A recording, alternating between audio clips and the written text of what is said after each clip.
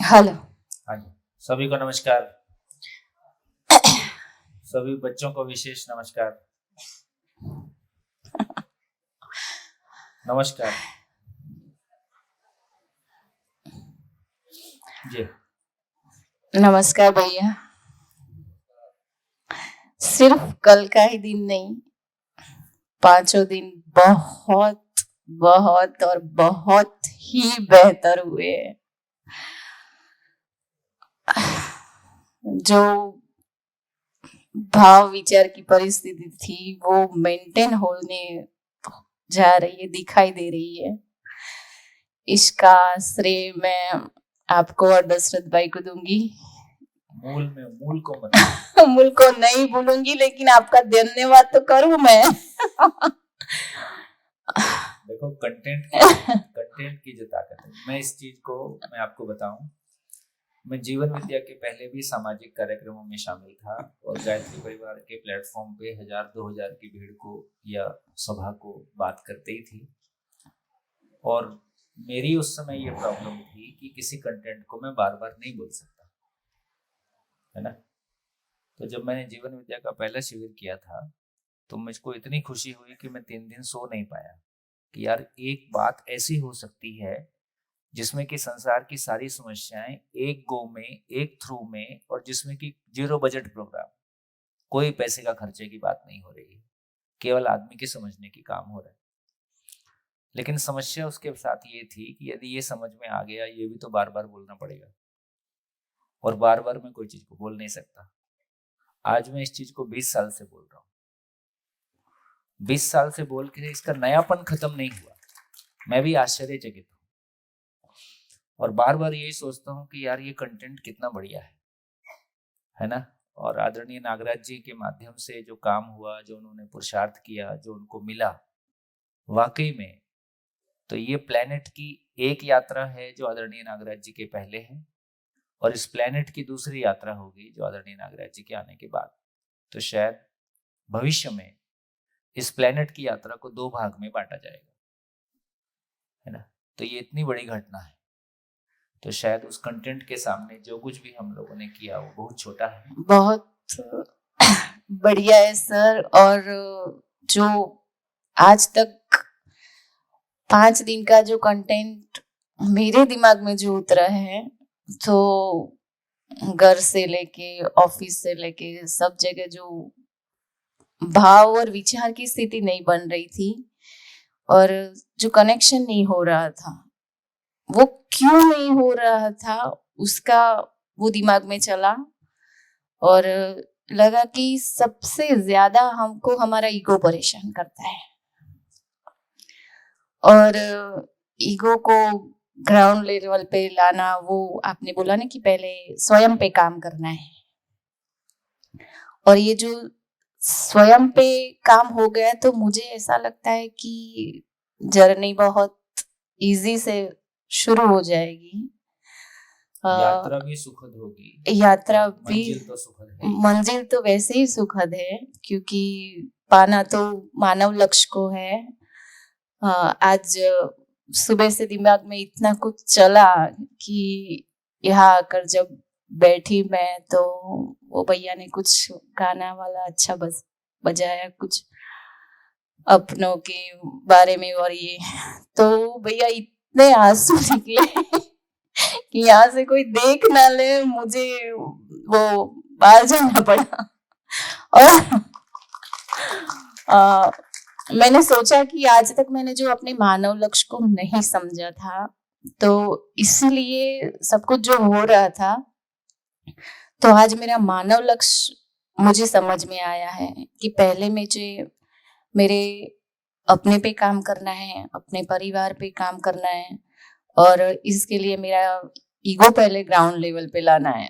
जो हम पहले किसी का सम्मान नहीं कर पाते थे ना, इसके लिए बहुत तकलीफें होती जा रही थी। अभी पता नहीं कि बाहर निकल के कितना देंगे और कितना करेंगे, लेकिन आज दिमाग की ये स्थिति है कि बहुत कुछ उतरा है और बहुत सारे प्रश्नों के जवाब मिले हैं। वो आपने बताया ना 3 प्रकार की मानव, पशु मानव, राक्षस मानव, देव मानव, वो दिमाग में काफी कुछ चलता रहा, और खुद को रखने की बात हुई दिमाग में कि खुद को कहाँ रखे। तो कभी कभी ऐसा लगा कि हम पशु मानव में, कभी कभी ऐसा लगा कि हम राक्षस मानव में, देव मानव तो बहुत दूर की बात है हमारे लिए। तो कभी कभी हमें फील होता है कि हमारा शोषण हुआ, वो भी हमने करवाया। तो सभी जगह घूम फिर के जो गलतियां होती है ना, तो उसकी जिम्मेदारी खुद के कंधों पर ही आ जाती है, इतना महसूस हुआ मुझे। और आज एक दूसरी बात, थोड़ा कंटेंट से अलग जा रही हूँ मैं। यहाँ जो बच्चे बैठे हैं, ऐसा फील हो रहा है कि इनकी जर्नी तो कितनी अच्छी होगी, हम ये 40 पे पहुंच के चालू कर रहे हैं। और अगर ये मैं सभी पेरेंट्स से ये रिक्वेस्ट करती हूँ कि बच्चों को बार बार शिविर में लेके आए, क्योंकि मुझे तो ये बच्चे सभी भविष्य के बहुत बेहतर इंसान दिखाई दे रहे हैं। यहाँ जो बच्चे बैठे हैं उनके पेरेंट्स से मेरी खास यही रिक्वेस्ट है। थैंक यू भैया। देखिए, जैसे ना इसका सही अर्थों में कृतज्ञता और सब कुछ इतना ही है कि इस बात को सुनते सुनते हमारे भीतर कोई संकल्प उभरने लगता है कि ये जिम्मेदारी मेरी है। और जैसे ही कोई संकल्प हमारे भीतर उभरता है, हम कोई चीज को ओन करते हैं, वहां से जीवन की शक्तियां उस अर्थ में मूव होना, चैनलाइज होना शुरू हो जाती है। तो इस कंटेंट को सुनते सुनते कोई ना कोई चीज हमारे ध्यान में आ जाती है कि जैसे आज चाहे बुजुर्गों की बात करें, उनको भी समझ की जरूरत है, उनका बुढ़ापा अच्छा रहे, बच्चों को भी जरूरत है, एजुकेशन की भी जरूरत है, समाज की भी जरूरत है, महिलाओं के लिए अलग से बात करने के लिए अभी महिला प्रबोधक देश में बहुत कम है। तो भविष्य में ये बात भी ठीक है, जब महिलाओं के साथ बात करते हैं, यदि महिलाएं ही प्रबोधक होंगी तो वो ज्यादा गहरी बात कर पाएंगी, ज्यादा अंतरंग बात कर पाएंगी। तो इस दिशा में देखते हैं तो फिर सभी दिशा में काम की जरूरत है, और यहाँ कोई कंपटीशन नहीं है, पूरा मैदान ही खाली पड़ा है ना। तो इस तरह से मेरे को लगता है कि एक बड़ा अवसर है ना। ठीक है, अभी 1.5 दिन और बाकी है और सोचेंगे जी। बढ़िया, और बोलिए भैया। नमस्ते जी।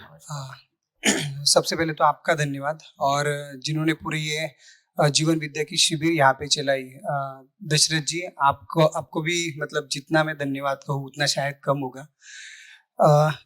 ये मेरा दूसरा परिचय शिविर है। जितने परिचय शिविर करेंगे, पिछले परिचय शिविर की जो कुछ समझ पाया उससे इस परिचय शिविर में थोड़ा और जानने को मिल रहा है। कल के पूरे दिन में ये समझ में आया कि मानव की जो परिभाषा है अलग अलग सब्जेक्ट में अलग अलग की गई है। तो कल ये समझा कि मानव किसे कहा जाएगा कि जो मनाकार को साकार कर सके उसे मानव कहा जाएगा। उसके बाद में धर्म बहुत अच्छी तरीके से क्लियर हुआ। धर्म अभी तक हम लोग हिंदू मुस्लिम इसमें ही बांटते थे, तो जिसको जिससे अलग नहीं कर सकते उसे हम लोग धर्म कहेंगे, ये एक बात भी अच्छी से क्लियर हुई। उसके बाद में जाति, जिसे हम कर्म से जानते थे, तो अभी ये समझ में आया कि हमारी शरीर की मौलिकता को पहचानना ही जाति है, ये बात अच्छे से क्लियर हुई। उसके बाद में एक यूनिवर्सल ह्यूमन स्टैंडर्ड आपने बताया कि सार्वभौम आचरण मतलब होना चाहिए, तो वो एक आचरण भी समझ में आया है। उसके बाद में परिवार किसे कहा जाएगा कि मेरा आचरण जहाँ पे प्रमाणित होगा, तो परिवार की एक डेफिनेशन भी बहुत अच्छी तरीके से समझ में आएगी। बढ़िया जी, बढ़िया। हाँ जी, माइक। नमस्कार सोम भाई, मेरा नाम रवि है, मैं राजकोट गुजरात से आया हूँ और ये मेरी पहली शिविर है। इससे पहले मैंने कभी YouTube में भी इसके बारे में कभी नहीं सुना था, और आज मेरी ये आपसे एक ही गुजारिश है कि मैं स्टेज में आपके पैर छू सकता हूँ। दूर से मैं इतना आपका धन्यवाद करता हूँ, और दशरथ भाई आपका, कि इसकी कोई सीमा नहीं है। मैं मेरे मतलब कि जो इमोशन है उसको कंट्रोल नहीं कर पा रहा हूँ, क्योंकि ये 5 दिन से ये देखा कि मतलब कि इसके बारे में कभी सुना नहीं था, ऐसा कुछ होगा ऐसा कभी हमको जरूरत है इसकी, लेकिन इस तरह से होगा ये से तो अभी भी मेरे को सपना ही लग रहा है। तो इसके बारे में थैंक यू दशरथ भाई। एंड मेरे पास इसके अलावा और कोई शब्द नहीं है। बहुत बढ़िया बढ़िया। नमस्ते सभी को। सब मेरा नाम बोल रहे हैं, लेकिन क्या है कि उसके पीछे कंपनी के कितने लोग और परिवार के सब लोग, ये खाली मैं सामने आके कुछ बात करता हूँ इसके लिए लोग मेरा नाम पहचानते हैं। पूरा कंपनी के कितने लोग आप सबके साथ में हैं, तो वो कोई अकेले से होने वाला काम नहीं है। और मैं तो बाहरगांव था, तो ये शिविर के 3 दिन पहले आया, लेकिन पूरा सब कुछ किया है वो कंपनी के लोग जो है उन्होंने बहुत ये काम किया है। इसके लिए सब उनके लिए धन्यवाद किया। भैया अभी धर्म को लेकर के ये भ्रांति रही है कि हम प्रतीकों को ही ज्यादा धर्म मान के चलते रहे और इसी नाते झगड़ा है, जबकि सृष्टि की सभी इकाइयां अपने अपने धर्म में हैं। और ये बोर्ड साफ कर। मानव लक्ष्य के अर्थ में अपने तन मन धन का उपयोग करना ही धार्मिक मानव होना है, और अपने आचरण से ही हम किसी धर्म की अभिव्यक्ति कर सकते हैं, और वो भी यदि वो मानव लक्ष्य में है तभी वो धर्म है। ये बात समझ में आई। पहले और दूसरा सोम भैया इस इधर इधर इधर हाँ। नमस्कार सोम भैया। मुझे 3 चीज समझ में आई। कल के दिन में 2 और अभी आज के दिन में एक चीज समझ में आ रही है कि समझाने से भाव भर सकते हैं। एक चीज वो आई। दूसरा एक क्वेश्चन था, उसका आंसर मिला, पता नहीं सही है कि गलत है, बट गाय को हम देवता बोलते थे, करोड़ों देवता उसके अंदर है। तो कल के सेशन के बाद इसलिए समझ में आया कि गाय का जो भी चीज है अपने को समाज में उपयोगिता है, उसके लिए हम उसको देव बोलते हैं, देवता बोलते हैं, देव जो भी बोलना चाहे बोल सकते। तीसरी चीज कल ही मैंने सीखी, पढ़ाई के अंदर तो भाषा काफी सीखा, मतलब उसको हिंदी बोल सकते, गुजराती बोल सकते, इंग्लिश बोल सकते, फ्रेंच बोल सकते। इतने एग्जाम्पल भी देखे कि फ्रेंच वाला गुजराती के साथ भी शादी करके बात कर सकता है। लेकिन कल के दिन में एक नई चीज जो सीखने मिली, नई भाषा, जो मानव भाषा एक ही होती है, उस पे जिंदा रहने की भाषा सबको आ गई, साइंस ने सिखा दी। जीने के लिए की जो भाषा है, जो परिभाषा की कल जो हमारी बात हुई, उससे मुझे एक नई भाषा भी आई, जो अभी उसका प्रयास करना चालू करेंगे कि मानव भाषा। बहुत बढ़िया। ठीक, बहुत ये अच्छी बात बोली है। तो भाव और विचार की सारी दुनिया और अस्तित्व के सारे नियम और मानव के खुश रहने का जो स्वरूप है, सहअस्तित्व की जो दुनिया है, ये मानव भाषा। तो मानव भाषा होगी तो फिर चाहे आप इंग्लिश में बोलो कि गुजराती में बोलो कि छत्तीसगढ़ी में बोलो कि पंजाबी में बोलो, तो हम मानव से बात कर पाएंगे। नमस्ते भैया, गुड मॉर्निंग जी। अभी क्वेश्चन मेरा ये है कि हमारे जीवन में हमारे बॉडी में कोई चक्र वगैरह होते हैं कि कभी हमने देखा है कि बैक साइड में 1 2 3 4 5 और सीधे लास्ट में माइंड में, ऐसा कोई लास्ट में वो खुलने के बाद वो मूलभूत ऊर्जा के साथ मिलता है, ऐसा कोई इसके लिए कोई डिफाइन मेरे दिमाग में कुछ ऐसा कुछ चल रहा है। अब ये कुंडलनी जागरण भारत का और पूरे देश का, विश्व में भी, अलग अलग धर्मों में भी इसकी अलग अलग तरह से व्याख्या है। क्योंकि मैंने इस पे कोई काम नहीं किया है, इसलिए मैं इस पे कुछ कहने का अधिकारी नहीं, है ना। लेकिन ऐसा मान सकते हैं कि जैसे हमारे पास पहले आने जाने के लिए बैलगाड़ी थी, तो हम बैलगाड़ी से आया जाया करते थे, उसकी उपयोगिता थी उस समय। अब देखें तो हम कार से आना जाना करते हैं। तो कुछ ऐसा ही जोड़ के देखा जा सकता है कि जिंदगी को बहुत इनडायरेक्टली और उस पूरी प्रक्रिया में जीने का स्वरूप नहीं निकलता। ये बात समझने की है। उस पूरी प्रक्रिया में 4 चीजें निकल के नहीं आती। क्या?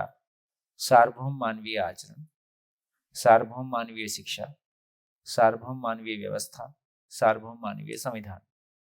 तो तमाम साधनाएं स्वांत्य सुखाय हैं। हम शरीर के सुख दुख से परे हो जाते हैं। समाधि नाम की जो चीज है उसमें भूतकाल की पीड़ा, वर्तमान से विरोध, भविष्य की चिंता से मुक्त हो जाते हैं। लेकिन इससे एजुकेशन सिस्टम निकला, इससे परिवार में संबंध में जीने का स्वरूप निकला, इससे मानव की समझ बनी, ये नहीं हो पाया। इसलिए साधना भी व्यक्तिवादी मार्ग है, भोग भी व्यक्तिवादी मार्ग है।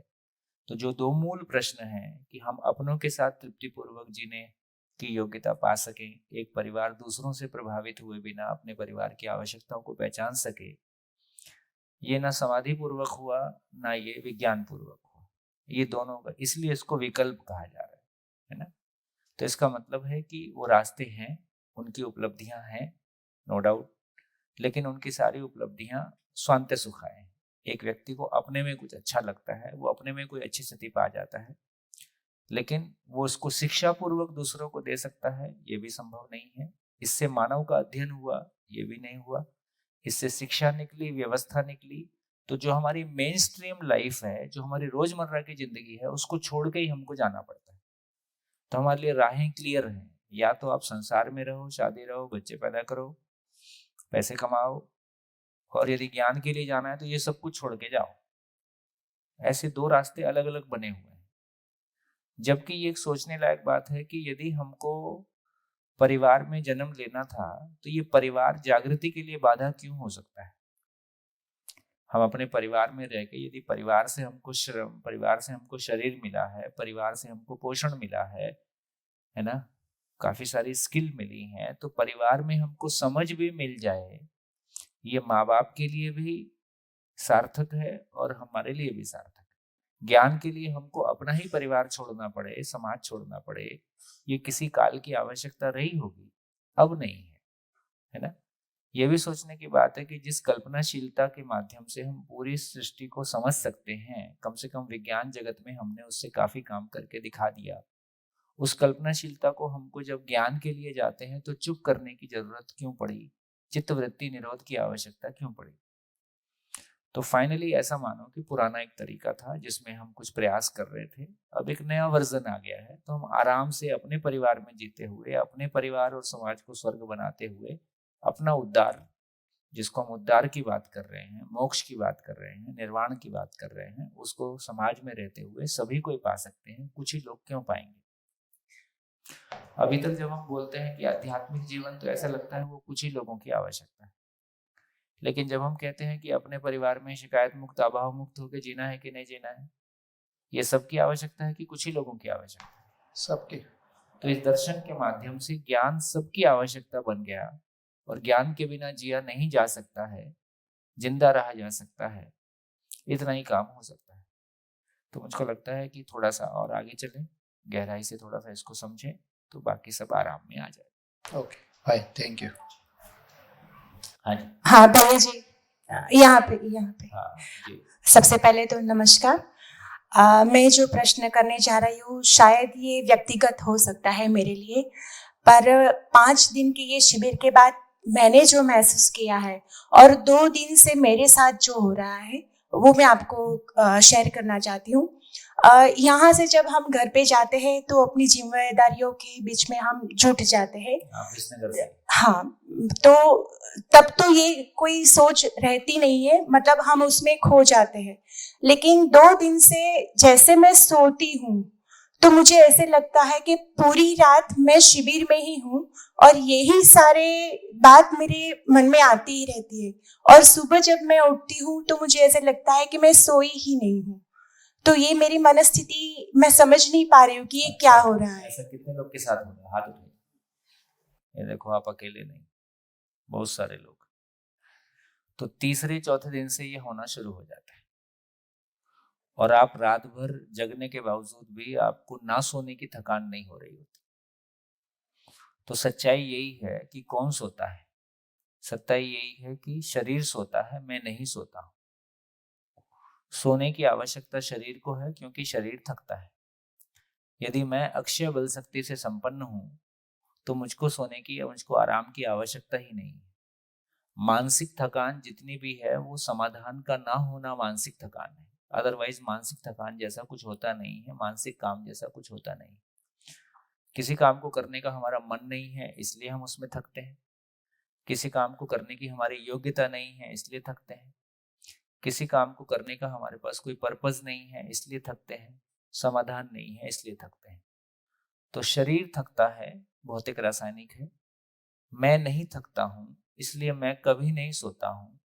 तो जैसे जैसे आपको जीवन के होने का एहसास होना शुरू हो जाएगा, जैसे जागृत मानव कभी सोता ही नहीं है, जागृत मानव को कल्पना होती नहीं, वो योजना के साथ ही होता है। जागृत मानव को कभी सपना आता ही नहीं। तो धीरे धीरे हम उस जीवन को छू रहे हैं जहां कम से कम हमको सोते समय भी पता चल रहा है कि हाँ मैं हूं। अच्छी बात है। नमस्कार भैया, हाँ जी। कुछ शेयर करूं मैं? जी। वैसे काफी पहले से मैं हर एक जगह पे सुख ही तलाश करता था। जैसे अध्यात्म मार्ग में गया, फिर गया भक्ति मार्ग में, फिर भौतिकता में भी मैंने काफी कुछ शिविर किए, सब कुछ किया। इतना कोई ज्यादा फर्क नहीं पड़ता था मुझ में, थोड़ा टाइम रहता था। फिर एक शिविर मैंने पोईचा में किया, परिवार शिविर, यही अपना। फिर दूसरा शिविर आप ही का किया मैंने पिराना में। वो 2-3 दिन के लिए आया था, मैं वॉलंटियर था वहां पे, ज्यादा लाभ नहीं ले पाया। अब आप अहमदाबाद से? हाँ, अहमदाबाद से हूँ, संजय नाम है सर। ये मेरी धर्म पत्नी है, जी। कर्म पत्नी भी है साथ में। तो इतना सारा कुछ करने के बावजूद भी मन में थोड़ा घुटन सी रहती थी।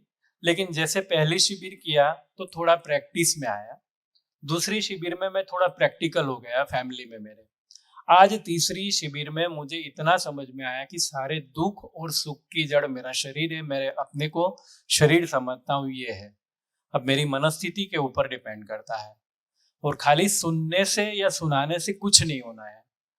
अगर किसी ने आचरण पूर्वक जिया है और उससे कुछ हम समझ रहे हैं तो हमें अच्छा बनने की प्रेरणा मिलती है।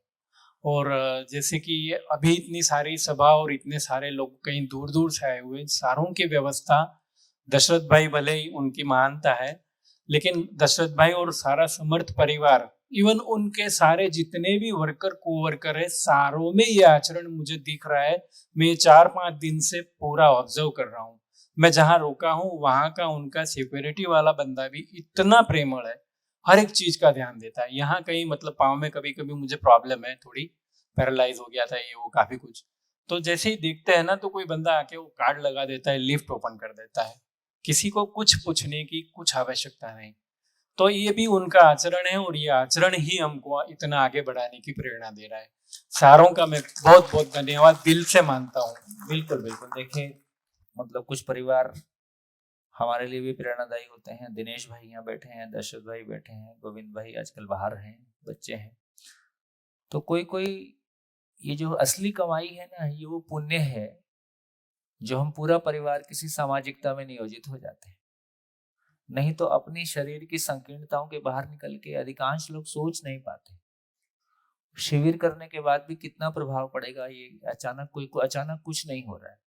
तो हमारी एक लंबी यात्रा है, जिस यात्रा में हमने लगातार कुछ प्रयास किए हैं। उन प्रयासों के फल में धीरे धीरे हम सब आगे बढ़ रहे हैं। लेकिन ऐसा कोई वातावरण मिलेगा जब एक व्यक्ति कोई अपनी जर्नी शेयर कर रहा होता है, बाकी के ऊपर वो प्रतिबिंबित हो रहा होता है। इसलिए जो ऑफलाइन शिविर में, आमने सामने शिविर में घटना घटती है, वो ऑनलाइन में नहीं घटती है। ऑनलाइन में आपको इन्फॉर्मेशन सुनने मिलती है, लेकिन ये जो इमोशनल कनेक्ट बनता है और ये जिंदगी टर्न होती है, ये व्यवहारिक शिविर में ही ज़्यादा हो पाता है। तो मुझको लगता है कि ऐसे आयोजन और इस तरह की पूरी तैयारी एक कंपनी के अंदर, जिस तरह से बच्चे सब जगह खेल रहे हैं, है ना, जिस तरह से सब जगह आना जाना कर रहे हैं, नॉर्मली ऐसा लोग परमिट नहीं कर पाते। अपने घरों में आदमी को दिक्कत हो जाती है, कोई सोफे पे इधर से उधर बैठ गया और ज्यादा कुछ टेढ़ा मेढ़ा हो गया तो, है ना। अपने घरों में अपन दूसरे आदमी को बर्दाश्त नहीं कर पाते हैं। एक पूरी कंपनी में जहाँ एक वर्किंग माहौल है, उस कंपनी में 500 लोग, बच्चे सहित, और बच्चे तो बच्चे ही होते हैं, उनको तो नहीं पता है, तो उसके ऐसा स्वागत भाव रख पाना, तो हम सभी कृतज्ञ हैं पूरे समर्थ परिवार के ना, जिन्होंने इस तरह के आयोजन की बात सोची है। सर ये तो सही, और उनके माध्यम से जितने भी परिवार में पारिवारिक मेहमान जो बने हुए गए उनको भी दिक्कत नहीं है, उनके भी मैंने शेयर लिए, बता रहे बहुत काफी अच्छा है, काफी अच्छा है। तो भविष्य में विसनगर अपने आप में एक विसनगर नाम विस है, 20 है, वो विश की ओर चला जाता है। 20 नगर है। अच्छा अच्छा, महाराजाओं के नाम पे। अच्छा, मेरे को किसी ने बताया कि 20 के नाम से है, 20 नगर। समझ आ गए। महाराजा विशल देव, हमारे गुजराती थोड़ा है, वो आपको हिंदी में विशल देव ऐसा लगा रहता होगा। उन्होंने बसाया है ये नगर, इसके नाम पर से 20 नगर बन गया। बहुत बढ़िया, थैंक यू, बहुत बढ़िया जी। आगे बढ़े, हो गया।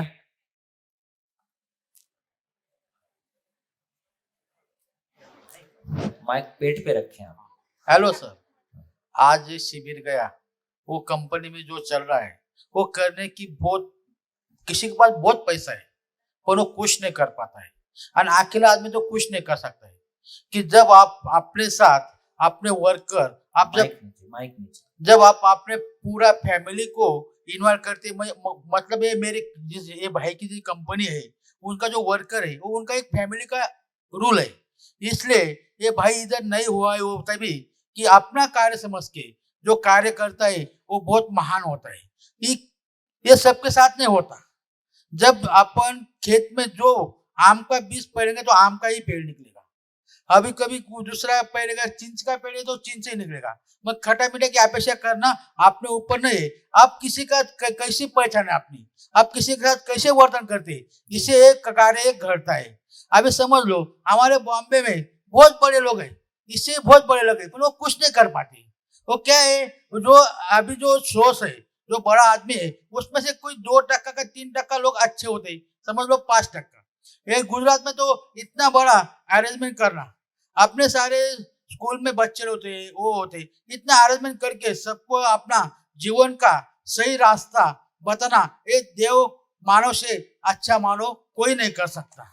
और ये जो बहुत बढ़िया, अभी ये तो क्या है, अभी मैं विसनगर में 5 दिन से रह रहा हूँ सर, कि सब फैमिली मेंबर, अभी समझ लो बम्बई में कर्ज में शिविर रखने के बाद मेरी तो बहुत इच्छा है कि मैं 10 लोगों को अपने घर लेके जाऊं, पर नहीं लेके जा सकता है, कारण मेरे को ही सोने की जगह नहीं तो दूसरे को कहाँ सुनाऊंगा। ये एक बहुत बात है, इच्छा हो कि भी कुछ आपके पास भौतिक सुविधा नहीं हो तो आप कर सकते नहीं, ये दिल को बहुत बुरा लगता है। समझ लो मैं तभी भी किसी को नहीं मानता। अभी मेरा जो रूम है ना, मैं कैसे क्या, अभी एक शादी थी, अभी कर्जत में शादी थी, और मेरे गांव के बहुत लोग आए थे। और वो शादी के बाद क्या हुआ, उसने जो 2 गाड़ी लेके आया गांव से, वो सीधा मेरे घर पे लगा दिया, और वो बोलते मैं इधर ही खाना खाऊंगा। अभी 10 लोग हैं, खाना कैसे बनाएंगे, मैं तो कुछ खाना बनाता नहीं, मुझे तो कुछ आता नहीं। भाई ठीक है भाई बैठो, देखेंगे जो होगा वो सोचा जाएगा। मैं गया, वो मेरी वाइफ तो उधर शादी में हल्दी का कार्यक्रम में गई थी, मैंने उसको चुप से उठा लिया कि भाई देखो अपने पास मेहमान आए, वो अपने पास गाड़ी उसने लगा दी है, क्या करने का, खाना बनाने का। वो बोलते मैं आखिरी नहीं बना सकता हूँ।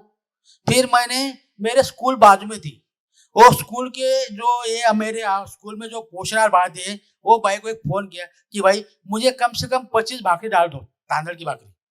मैंने उसको ऑर्डर दे दिया, गांव में गया, वो क्या है जो कोकण का जो भाग है वो हल्दी में कुछ ऐसा कोई शुद्ध शाकाहारी नहीं खाता, खाली मांसाहारी खाता है। वो कोकण की हल्दी एक पहचान है, उधर शाकाहारी खाना मिलेगा, तो वो बोलते हम शाकाहारी खाना खाएंगे कोकण का। ठीक है, मैं क्या किया, मैं वाइफ को बोला एक काम कर, तू कुछ मत कर, खाली है ना वो अपना जो मसाला था वो बना के दे, मैं चिकन लेके आता हूँ। और उसमें क्या क्या बासमती तांदूल का 5 किलो का लाया, उसमें बना के दे, भाकर का ऑर्डर दिया है, वो सब लोग शादी में खाए, मेरे को घर खाना है। मैं ऐसे करने की सब बढ़िया ठीक है जी। हाँ जी,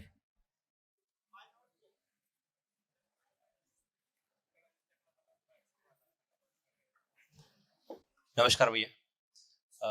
एक सूत्र बीच में आया था, मेरी उपयोगिता ही मेरी जरूरिया मतलब पहचानना ही ऐसा कुछ आया था। तो ऐसे ऐसे में मेरी उपयोगिता ही मुझे जाननी है, वही शायद मानव लक्ष्य है। फिर जब वो उपयोगिता और पूरकता वाली बात आती है, तब मैं बोलता हूँ कि अगर कोई अवेलेबल है और मैं अपना नॉलेज उसे दे पाता हूँ तो वो मेरे लिए उपयोगी है। तो यहाँ थोड़ा सा उपयोगिता के रिलेटेड थोड़ा कंफ्यूजन हो रहा है। हाँ, तो देखो ये कहा गया था कि उपयोगिता पूरकता विधि से जीने पर सारे आवेशों का शमन होता है, ऐसा एक सूत्र आया था।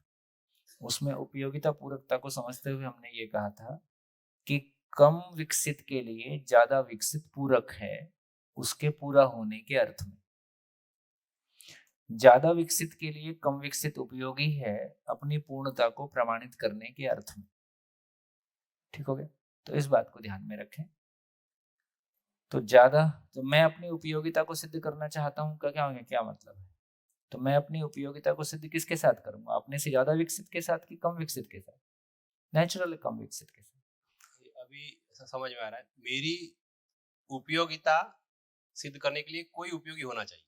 हाँ, मेरी उपयोगिता सिद्ध करने के लिए कोई जैसे मैंने कहा कि परिवार के सारे लोग समझदार हो जाएं, इसमें मेरी उपयोगिता क्या हो सकती है? परिवार समाधान समृद्धि के साथ जिए, इसमें मेरी उपयोगिता क्या हो सकती है? समाज भय से मुक्त हो, इसमें मेरी उपयोगिता क्या होगी? मेरे परिवार की उपयोगिता क्या होगी? और प्रकृति।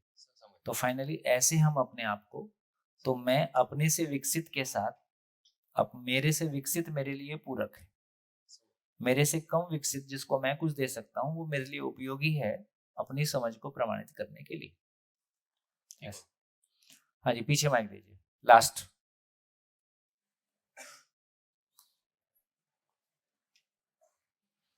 प्रणाम सोम भैया। कल मतलब मेरे को ऐसा लगता है जीवन विद्या परिचय शिविर एक ऐसा शिविर है जहाँ पे आपको जीवन से रिलेटेड हर प्रश्न का उत्तर मिलता है। कल मेरे अंदर एक क्वेश्चन था जिसका आपने बहुत सहजता से उत्तर दिया, तो मेरे को बहुत ज्यादा तृप्ति लगी, मेरे को बहुत ही आनंद पूर्वक मैं उसको फील कर पाई। तो ये जो बात है ना कि मैं ब्रह्म हूँ, मैं ब्रह्म नहीं हूँ, मैं ब्रह्म में हूँ, ये करेक्शन इसमें करना है। हाँ जी, वो फिर मैं सारी कड़ी हाँ, फिर वो सारी कड़ी फिर उसके हिसाब से चलेंगे। हाँ जी। और मुझको ब्रह्म में विलय नहीं होना है। हम अस्तित्व विहीन मोक्ष की, देखो ये भी फिर से हम लॉजिकली सोचेंगे ना, अब जिसका अस्तित्व में विलय हो गया, व्यापक में विलय हो गया, ईश्वर में विलय हो गया, वो तो वापस आके लिखेगा नहीं। तो लिखा किसने? समझ में आई बात? तो हम बहुत सारी बातें ऐसे कर रहे हैं जिसके ऊपर थोड़ा सा भी लॉजिक भी नहीं लगा रहे हैं, और लॉजिक लगाएंगे तो खुद ही ब्लास्ट हो जाता है। हम एक अस्तित्व विहीन मोक्ष की बात कर रहे हैं, हम एक अस्तित्व जिसको हम कह रहे हैं कि आवागमन से मुक्ति की बात कर रहे हैं। यदि आवागमन से मुक्ति ही लक्ष्य होता तो आवागमन की आवश्यकता ही क्या थी अस्तित्व में? है ना? जिस परिवार, यदि कल्पनाशीलता इतनी खराब होती तो कल्पनाशीलता को बंद कर आने की जरूरत क्या थी मानव में, जिसको बंद करने की जरूरत है? यदि मानव को परिवार से बाहर ही जाना था तो परिवार की जरूरत ही क्या थी? ये सारी बातें सोचने की है ना। फिर से रिपीट कर रहा हूँ, 4 बातें अपने आप में मौलिक हैं कि यदि परिवार मेरी जागृति के लिए बाधा है तो अस्तित्व में परिवार की आवश्यकता ही क्यों थी? हमारा परिवार में जन्म ही क्यों हुआ? हम परिवार में आए ही क्यों हैं? इसका मतलब परिवार जागृति में बाधा नहीं हो सकता है। ये कोई हमारी बीच की जर्नी हो सकती है जिसमें हम थोड़ा सा ऐसा कुछ किए। कल्पनाशीलता यदि मानव के विकास में बाधा है, यदि कल्पनाशीलता ज्ञान के अर्थ में बाधा है, चित्तवृत्ति निरोध करना पड़ता है, हमको विचार शून्य होना पड़ता है, तो विचार की आवश्यकता क्या थी मानव में प्रकृति को देने की? यदि प्रकृति विधि से मानव में कल्पनाशीलता है तो कल्पनाशीलता का उपयोग समझने के अर्थ में है कि कल्पनाशीलता को हत्या करना है।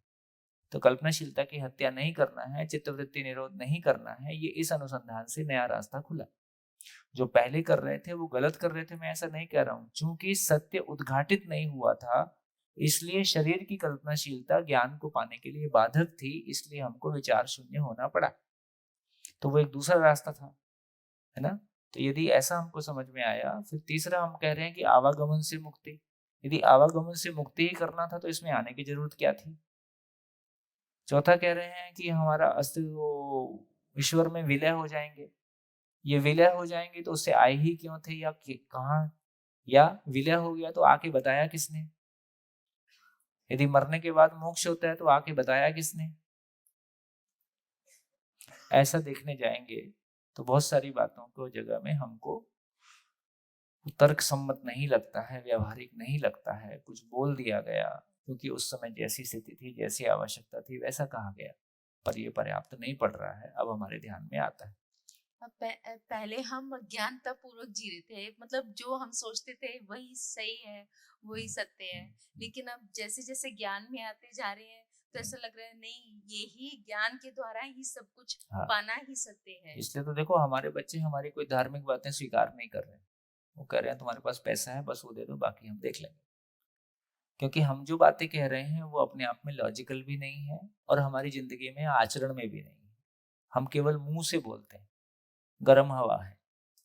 तो यदि कोई बात दो तरह से होना होगा, या तो वो हमारे आचरण में हो, मिनिमम वो लॉजिकल हो।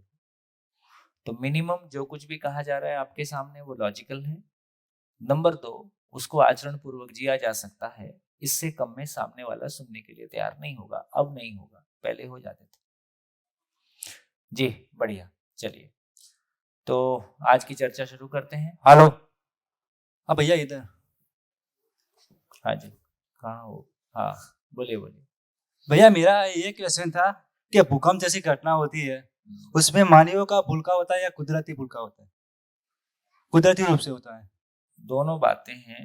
प्राकृतिक रूप में भी भूकंप आते हैं और मानव की गलतियों से मानव ने जितना एटॉमिक वेपन यूज किया है ना, उसमें जो झटका धरती को लगता है उसके कारण भी भूकंप आते हैं। जो प्राकृतिक रूप से भूकंप आते हैं उनको को मानव पहचान सकता है, लेकिन जो मानव की गलती से आते हैं उनके आचरण को पहचानना मुश्किल है। तो इस प्रकार दोनों तरह से भूकंप आते हैं। हेलो। जी हाँ सर। जी हाँ सर, ये मेरा दूसरा शिविर है। तो अभी क्या होता है कि पहले शिविर के बाद मैंने अपने मतलब आसपास में कई लोग रहते थे जो प्रॉब्लम में रहते हैं, अहमदाबाद से। तो हम उनको बुलाते हैं भी आप आओ शिविर में, अच्छा कंटेंट है तो आपको कुछ ना कुछ मिलेगा। तो फिर क्या है, तो वो लोग आते भी है, लेकिन क्या 1 या 2 दिन अटेंड करके फिर चले जाते हैं।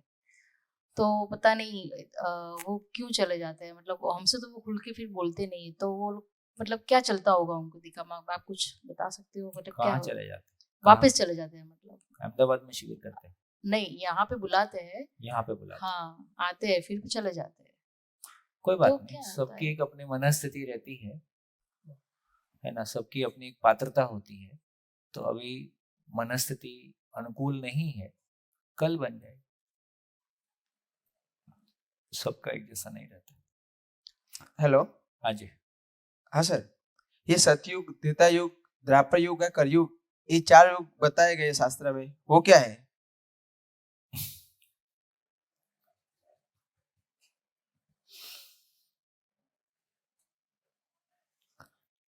देखिए, जो एक बहुत अलग कॉन्सेप्ट इस दर्शन में आ रहा है वो एक इम्पॉर्टेंट चीज है। अभी तक हम मानते हैं कि कोई चीज बनी है तो उसका नाश होना है और एक दिन ये धरती नहीं रहेगी, प्रलय आएगी, ऐसा हम मानते हैं। इस दर्शन में ये कहा जा रहा है कि पूरा दर्शन, पूरी सृष्टि मूल ऊर्जा में ऊर्जित है, इसलिए निरंतर विकास की ओर है। तो इस धरती पे मानव के अवतरित होने तक जितना भी चेंज आना था, हिमयुग से लेके, और जितना भी कुछ बदलना था वो बदला है। लेकिन मानव इस धरती पे आ गया है तो अब आगे की यात्रा आगे ही आगे है, ये पीछे नहीं जाएगी। तो इस रूप में ये कह रहे हैं कि इस धरती पे प्रलय होगा। तो मानव की गलती से तो हो सकता है कि मानव ने एटॉमिक वेपन यूज कर दिया, परमाणुविक हथियार इस्तेमाल कर दिए, उसकी वजह से गड़बड़ हो गई, ये तो हो सकता है। लेकिन प्राकृतिक विधि से यदि ये धरती इतना विकसित हुई है कि इस पे मानव आ गया है और मानव के जिंदा रहने का सामान इकट्ठा हो गया है और मानव में समझ की यात्रा भी शुरू हो गई, तो इसका मतलब है कि आगे की यात्रा है कि ये धरती अपने आप में पूर्ण विकसित धरती होने की ओर जाएगी, जहां मानव जागृत परंपरा होगा, जन जागृत परंपरा के रूप में जिएगा और आने वाले सभी बच्चों के लिए जागृति पूर्वक जीने की जगह बनेगी। तो इस सेंस में एक बात तो महत्वपूर्ण ये कह रहे हैं कि प्रलय जैसा कॉन्सेप्ट ऐसा नहीं है, अब इस धरती पे सब कुछ ठीक ठाक हो गया है, फिर एक पोचा फेर दिया जाएगा, फिर सब खत्म हो जाएगा। ऐसी कल्पनाएं हमारी धार्मिक मान्यताओं से जरूर आती हैं, लेकिन उसका कोई लॉजिकल स्थान, उसका कोई ठीक स्थान अब नहीं दिखाई दे रहा है। ये बात काम की है। फिर जो भी कुछ हम त्रेता युग या द्वापर युग कुछ भी बात कर रहे हैं, वो एक सामान्य इस तरह समझ ही सकते हैं कि जैसे एक व्यक्ति की अपनी एक यात्रा है गलतियां करने की और सच्चाई को समझने की, ऐसे ही किसी प्लेनेट पे प्रधानता किसकी रहती है। ज्यादा लोग युद्ध में लगे हुए हैं, वो भी एक काल है। ज्यादा लोग किसी अच्छाई में लगे हुए हैं, वो भी एक काल। तो ज्यादा समय जब अच्छाई है मतलब मान्यताएं ही हैं, ज्यादा लोग अच्छी मान्यताओं के प्रभाव में हैं तो उसको हम सतयुग बोल रहे हैं। ज्यादा लोग नेगेटिव मान्यताओं के प्रभाव में है, उसको फिर कलयुग, जैसे मान लो अभी बोल रहे हैं कि हम शरीर मान के जी रहे हैं। तो यदि ऐसा देखेंगे तो एक युग आदर्शवाद कर रहा होगा जब सभी लोग या ज्यादा लोग किन्हीं धार्मिक मान्यताओं के प्रभाव में, किन्हीं अच्छाइयों के साथ जीने के प्रभाव में कर रहे थे। उसके बाद मान लो साइंस का विकास हो गया तो लॉजिक आ गया तो उसमें आस्थाएं चली गई तो भोग पैदा हो गया, तो उसको हम कलयुग बोल रहे। तो ये सब एक तरह से मानव की यात्रा के अलग अलग, पृथ्वी पे मानव जाति एज ए होल की यात्रा के अलग अलग पड़ाव हैं। इन सारे पड़ावों को हम क्रॉस कर जाएंगे यदि हम मानने से जानने की ओर चला जाएंगे। अभी जिसको हम सुसंस्कार कह रहे हैं वो भी मान्यता है, जिसको हम कुसंस्कार कह रहे हैं वो भी मान्यता है। आज जब हम जीवन की बात करेंगे तब हम उसको समझेंगे। मान्यताओं के आधार पर अच्छा जीना, अभी जिसको अच्छा जीना था वो भी हम संवेदनशीलता ही बोल रहे थे। मान्यताओं के आधार पे जो अच्छा जीना है उसका नाम संवेदनशीलता है। मान्यताओं के आधार पे हम संज्ञानशील नहीं हो सकते, तो जानने के आधार पर ही हम संज्ञानशील हो सकते हैं।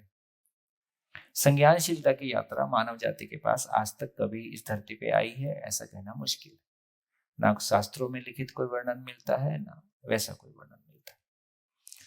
तो इसका मतलब है कि हम एक बिल्कुल, जैसा कि मैंने पहले कहा कि इस दर्शन के पहले इस प्लेनेट की यात्रा को एक तरह से माना जाएगा, इस दर्शन के बाद इस प्लेनेट की यात्रा को दूसरी करवट के साथ माना जाएगा, दूसरा फेज माना जाएगा। क्योंकि अब तक हमने देखा जाए तो जिंदा रहने की यात्रा को पूरा किया है। किसी काल में हमने जिंदा रहे आस्थाओं के साथ, आजकल जिंदा हैं विज्ञान और लॉजिक के साथ, दोनों बार में। तो संवेदनशीलता और संवेदनहीनता, इतनी यात्रा हमने पूरी की। चलिए, खूब धन्यवाद सभी को। आगे बढ़ते हैं।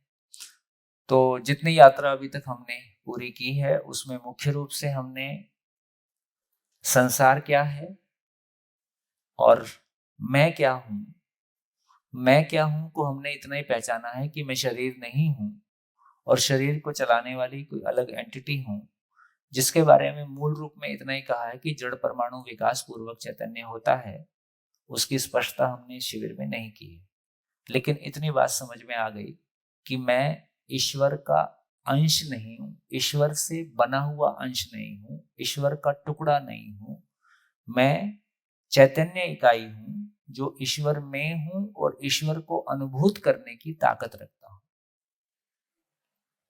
मैं ब्रह्म नहीं हूं, मैं ब्रह्म में हूं, ब्रह्म को अनुभूत करने की ताकत रखता हूं। तो मैं इकाई हूं, मैं क्रिया हूं, क्रियाशील हूं और क्रियापूर्ण होना चाहता हूं, है ना।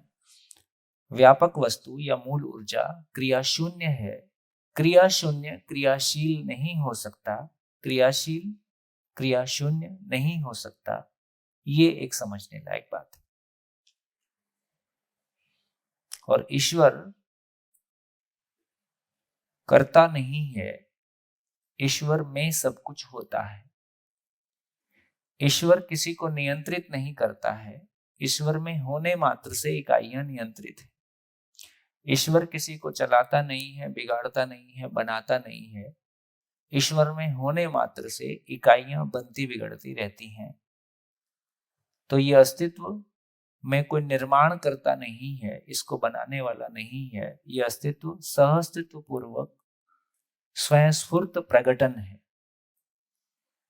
प्रकटन है, निर्माण नहीं है। ये क्लैरिटी हमारी बनती है तो हम एंड टू एंड बहुत लॉजिकली बात कर सकते हैं, उसको अपनी जिंदगी में प्रैक्टिस कर सकते हैं और इसको दूसरे के साथ भी मल्टीप्लाई कर सकते हैं। क्रियाशील क्रिया शून्य को पहचान, हाँ, बस यही मामला है। क्रियाशील क्रिया शून्य को पहचान सकता है, पहचानने की ताकत रखता है, यही क्रियाशील जीवन रूपी इकाई की पहचान है। तो मेरा अंतिम पड़ाव क्या होगा? मेरा अंतिम पड़ाव यही होगा कि मैं समस्त को, संपूर्ण को समझकर व्यक्त करने में समर्थ हूं, इसलिए मेरा नाम व्यक्ति है।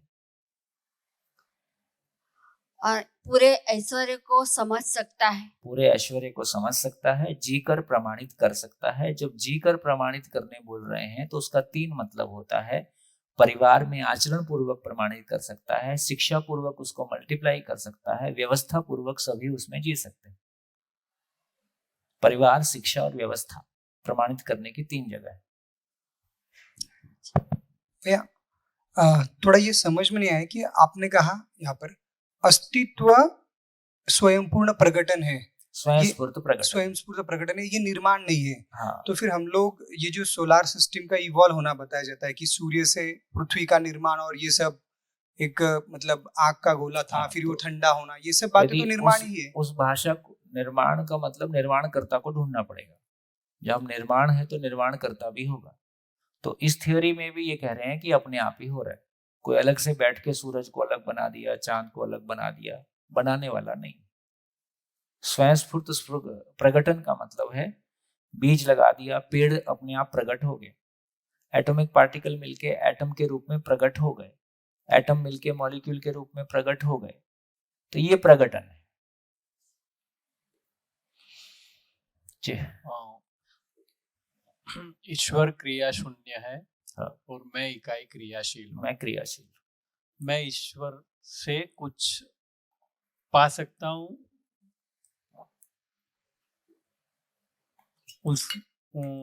उनमें रहने की वजह से।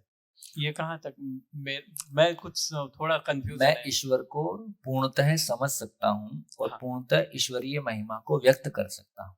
हाँ। ज्ञान ईश्वर ही है, ज्ञान को व्यक्त करना ईश्वरीय महिमा को ही व्यक्त करना है ना। तो उनसे जो ऊर्जा मतलब मैं ले सकता हूँ मेरी पात्रता योग्यता अनुसार। तो मेरी पात्रता को बढ़ा के मैं, जैसे कहा कि हमारी समझने की यात्रा स्थूल से सूक्ष्म, सूक्ष्म से कारण, कारण से महाकारण। हाँ। तो स्थूल क्या है? शरीर। सूक्ष्म क्या है? जीवन। कारण क्या है? आत्मा। महाकारण क्या है? मूल ऊर्जा, ईश्वर। तो अंततः सूक्ष्मतम वास्तविकता ईश्वर है। तो मैं ईश्वर में अनुभूत हो सकता हूँ, ये जीवन की महिमा है, ये मेरी महिमा। और उसको समझ के उनसे मैं कुछ प्राप्त कर सकता हूँ। प्राप्त क्या? खुशी प्राप्त करता हूँ, और क्या। ठीक। ईश्वर अनुभव काल में आनंद के रूप में, विचार काल में समाधान के रूप में। हालांकि वो क्रिया शून्य है, कुछ लेता देता नहीं है। हाँ। मेरी योग्यता अनुसार मैं उससे ग्रहण करता हूँ या प्राप्त करता हूँ, समझ के। प्रेरणा ग्रहण, सभी इकाइयां मूल ऊर्जा में होने मात्र से पूर्णता के अर्थ में प्रेरणा ग्रहण करती। Thank you. सभी इकाइयों के लिए प्रेरणा का स्रोत मूल ऊर्जा। हाँ।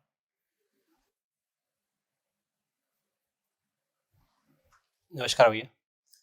तो अभी जैसे हम बहन ने बात किया कि हमें वो मूल ऊर्जा को पहचानना है, और आपने बताया कि लास्ट में सहअस्तित्व को पहचानना है। हाँ। तो ऐसे करते करते मैं चैतन्य परमाणु, पहले तो ये अलग अलग शब्द हम यूज कर रहे हैं, मैं, चैतन्य परमाणु, आत्मा, जीवन, एक ही बात है ऐसा? हाँ, एक ही बात है मोटे रूप में।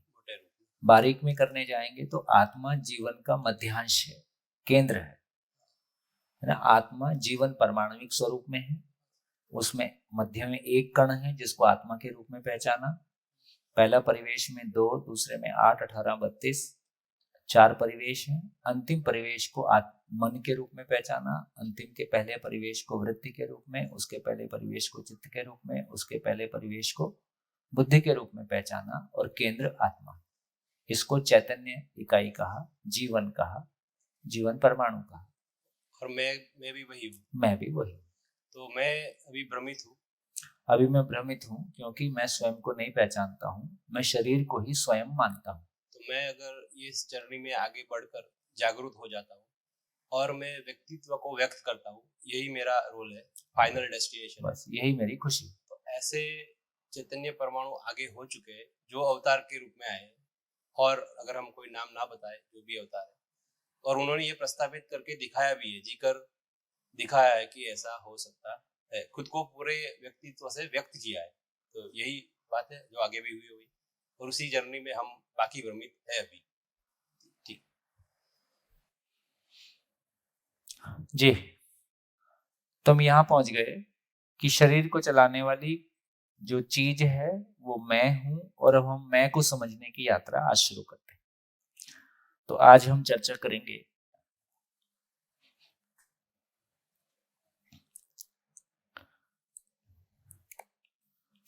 तो मानव क्या है। मानव शरीर और जीवन का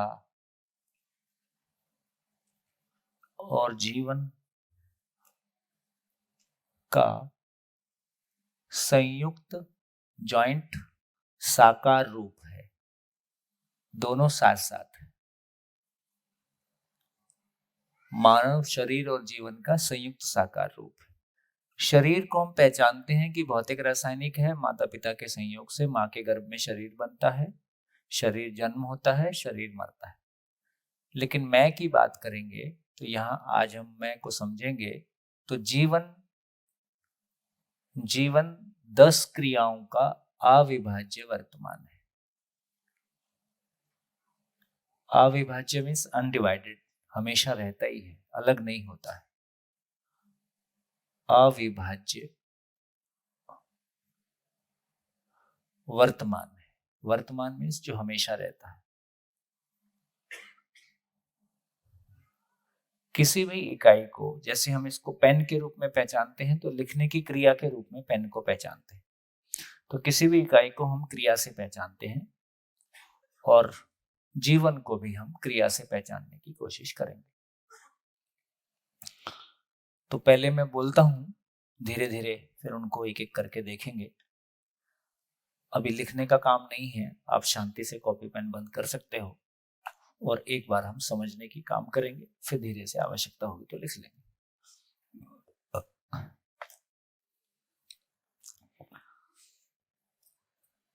जीवन मतलब मैं, जीवन में मोटे रूप में कह रहे हैं कि अभी 10 क्रिया के रूप में हम जीवन को समझेंगे, और उन 10 क्रियाओं को अपने में डायरेक्टली देखेंगे। देखो, जब हम किसी व्यक्ति के प्रति विश्वास को फील करते हैं तो हम कौन सी इंद्रिय से विश्वास का पता चलता है? सूंघ के चलता है, देखने से विश्वास पता चलता है ना? तो हमको कोई भी इंद्रिय से विश्वास का पता नहीं चलता है, इसलिए विश्वास का पता डायरेक्टली मुझको ही चलता है, वो इंद्रियों का मामला नहीं। तो मैं डायरेक्टली भी बहुत सारी चीजों को देखता हूं, जैसे अभी आप देखेंगे। जैसे मैं कहूं कि सभी मानव में निरंतर सुखी होने की चाहना बनी हुई है, ये आपको अपने आप में दिखाई दे रहा है? दिखाई दे रहा है? कैसे दिख रहा है? आंख से दिख रहा है? छू के दिख रहा है? कैसे दिख रहा है? और कितना साफ दिख रहा है? जितना साफ मैं आपको देख पा रहा हूं, आप मुझको देख पा रहे हैं, उतना ही साफ मुझको अपने में दिखाई दे रहा है कि मैं निरंतर सुखी होना चाहता हूं। फिर दिखाई देने का मतलब हम कह रहे हैं कि समझ में आने का मतलब क्या होता है? दिखाई देना मतलब क्या? दिखाई देना मतलब समझ में आना। अभी हम स्वयं को शरीर मानते हैं तो आंख से दिखने को ही दिखाई देना मानते हैं, जबकि आंख से दिखने के बाद भी वो समझ में आता है तो ही वो दिखाई देता है। जैसे मैं आपको बढ़िया बात बताता हूँ, जब मैं पहली बार गुजरात आया तो ट्रेन से आया तो खेत में एक बड़ा सा इंस्ट्रूमेंट दिखाई दे रहा था, वो ऐसे ऐसे कर रहा था। वो मैंने पहली बार देखा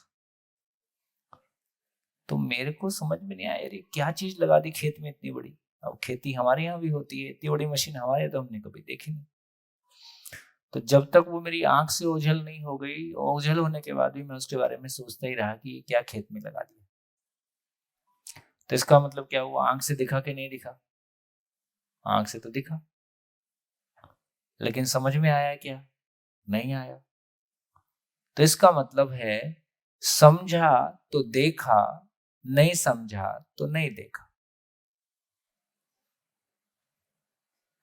तो आंख से देखने का कोई मतलब नहीं है यदि सामने देखी हुई चीज समझ में नहीं आई।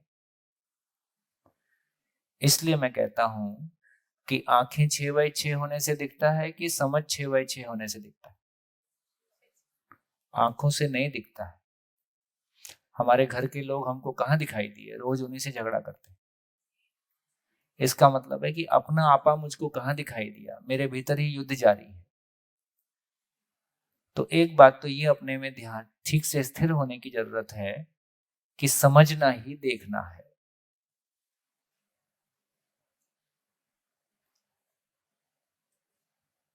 बात पहुंची? समझना ही देखना है। और कैसा समझना? जैसा अस्तित्व में है। मैंने कुछ भी देख लिया है ये नहीं चलेगा। तो जैसा अस्तित्व में है मैं वैसा देख पाया तो समझा, तो देखा, नहीं तो नहीं देखा। तो नहीं समझा तो नहीं देखा, समझा तो ही देखा। इसलिए आंखों से देखना नहीं होता। आंखों से केवल हम इंफॉर्मेशन लेते हैं ताकि समझ में आ जाए, और समझ में नहीं आया तो इंफॉर्मेशन किसी काम की नहीं। तो इसका मतलब ये हुआ कि जब मैं ये कह रहा हूं कि सभी मानव में, मैं सभी बोल रहा हूं, आप अपने में देखिए, आपको अपने अंदर दिखाई देता है कि सभी मानव में निरंतर सुख की चाहना और उपलब्धता के आधार पर सुख भोगने की क्रिया लगातार हो रही है। तो दो भाग में हो गया। निरंतर सुख की चाहना लगातार हो रही है, बनी हुई है, दिख रही है। कोई शंका किसी को? हाथ उठाओ। कोई शंका नहीं। तो मुझको क्लियरली दिखाई दे रहा है, जबकि ये ना आंख से दिख रहा है, ना ये कान से सुनाई दे रहा है, ना ये छू के पता चल रहा है, लेकिन मुझको दिख रहा है। आप कह रहे हो कि दिख रहा है। इसका मतलब समझना ही देखना है। मुझको ये समझ में आ रहा है कि हाँ, मैं सुखी होना चाह रहा हूं हर क्षण, और उपलब्धता के आधार पर भोगने की क्रिया हो रही है, ये भी दिखाई दे रहा है। तो पूरी मानव जाति की कुल प्रॉब्लम क्या है? यदि हमारी समस्या के रूप में देखें तो समस्या क्या है? चाहना निरंतर है, भोगना मोमेंटरी है, क्षणिक है। बस इतनी ही समस्या, और कोई समस्या नहीं। सुख की चाहना निरंतर बनी हुई है, लेकिन सुख निरंतर बना हुआ है क्या?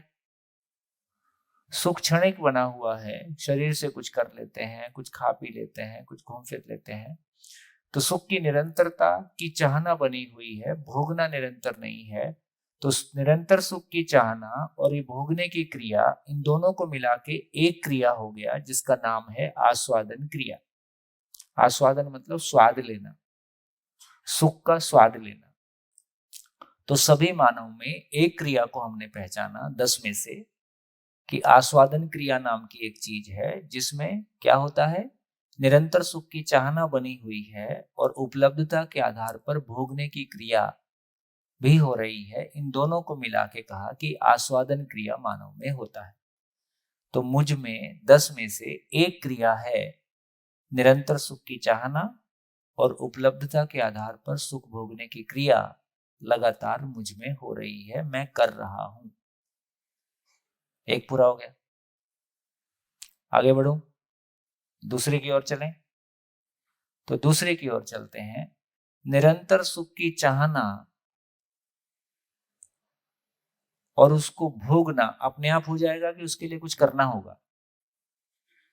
जैसे इच्छा हुई कि चाय पीना है, अब चाय अपने आप आ जाएगी कि उसके लिए कुछ करना होगा? किसी को बोलना होगा, खुद बनाना होगा, कुछ तो करना होगा। तो निरंतर सुख की चाहना बेसिकली सुखी होने की अपेक्षा है। इस अपेक्षा को पूरा करने के लिए जो जीवन में शरीर से करने के लिए निर्णय होता है, इसका नाम चयन है, दूसरी क्रिया। तो दूसरी क्रिया क्या हुई? चयन। चयन क्या क्रिया हुई? आस्वादन को, सुख की चाहना को पूरा करने के लिए जो जीवन में ही शरीर के द्वारा करने का निर्णय होता है, उसका नाम चयन है। तो ये दूसरी क्रिया हो गई। बोल के बताओ, बोल के बताओ दोनों क्रिया।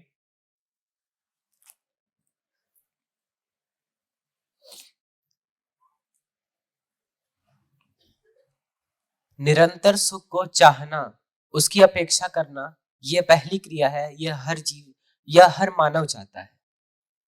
लेकिन निरंतर सुख की चाहत को किसी भी साधन के द्वारा अपनी इंद्रियों का, अपने शरीर के कार्य और व्यवहार का इस्तेमाल करके उसका भोग करना, यह दूसरी क्रिया है।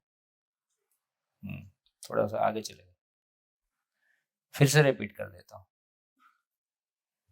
आस्वादन क्रिया का मतलब है निरंतर सुख की चाहना और उपलब्धता के आधार पर सुख को भोगना, यह आस्वादन क्रिया।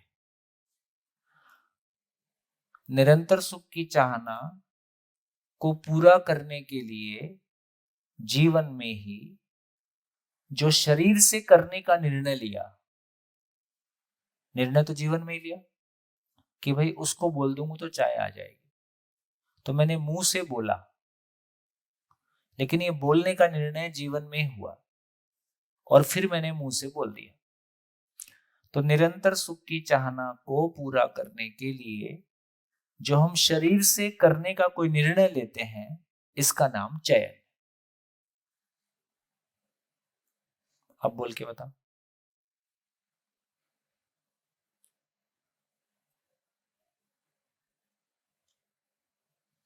नमस्कार भैया।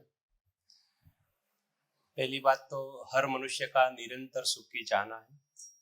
उस निरंतर सुख की चाहना के लिए जब भी मैं प्रयत्न करता हूँ तो वो क्षणिक होता है, चाहे किसी भी इंद्रिय से करूँ।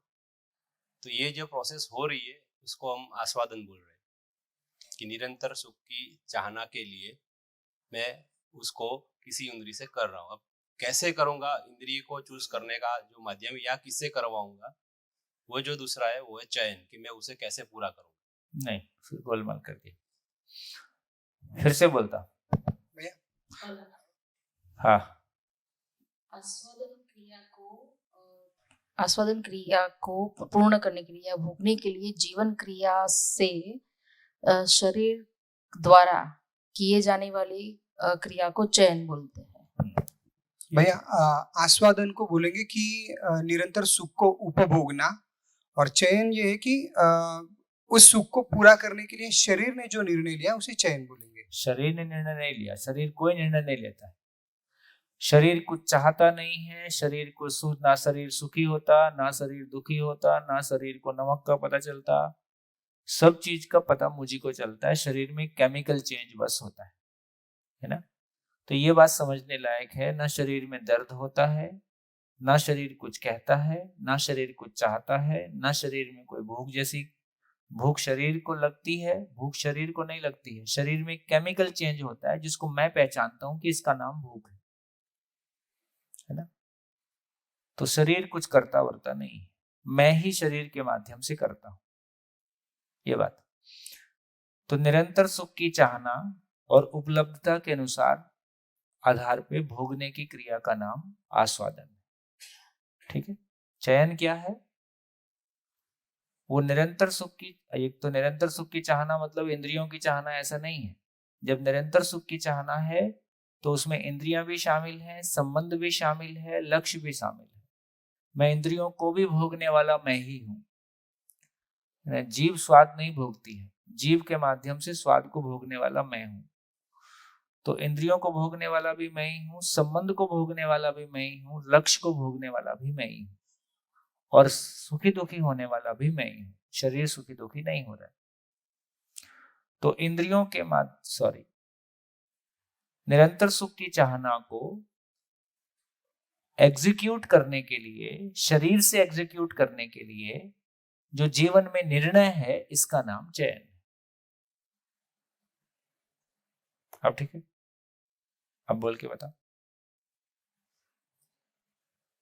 बोलिए बोलिए, माइक उठाइए।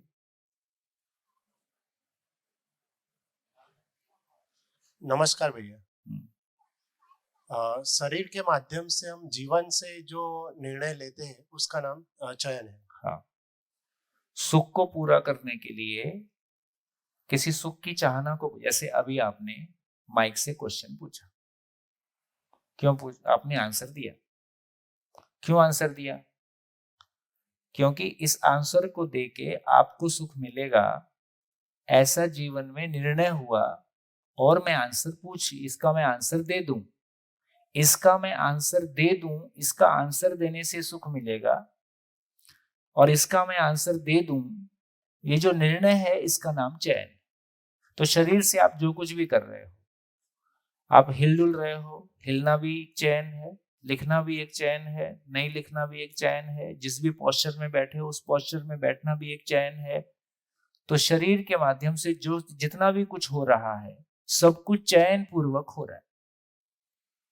हम निर्णय पूर्वक कर रहे हैं। आप मुंडी हिला रहे हो, ये भी चयन। बात ध्यान में आ गई? अब तो दो क्रिया हो गई। आस्वादन, तो आस्वादन पूर्वक चयन होता है। किसी सुख की अपेक्षा में मैं कोई चयन करता हूं, तो सुनना है ये भी एक चयन है, नहीं सुनना है ये भी एक चयन है, लिखना है ये भी एक चयन है, नहीं लिखना है ये भी एक चयन है, फ्रंट रो में बैठना है ये भी एक चयन है, गद्दे पे बैठना है ये भी एक चयन है, कुर्सी पे बैठना है ये भी एक चयन है, बीच में बैठना है, पीछे बैठना है, सब जो कुछ भी मैं शरीर के माध्यम से करता हूँ सब चयन। और सभी मैं क्यों करता हूँ? सुखी होने के लिए करता हूँ कि दुखी होने के लिए करता हूँ? मैं सुखी होने के लिए करता हूँ। इसलिए कहा कि मानव कभी भी गलती नहीं करता, कभी भी वो निर्णय पूर्वक गलती नहीं करता कि आज मैं गलती करने जा रहा हूँ, क्योंकि वो दुखी होना नहीं चाहता है, इसलिए वो तो सही ही करना चाहता है। वो तो जो कुछ भी करता है सुखी होने के लिए करता है, सफल होने के लिए करता है। उसकी सुख की समझ नहीं है, सफलता की समझ नहीं है, इसलिए वो जो करता है वो गलती के रूप में पहचाना जाता है।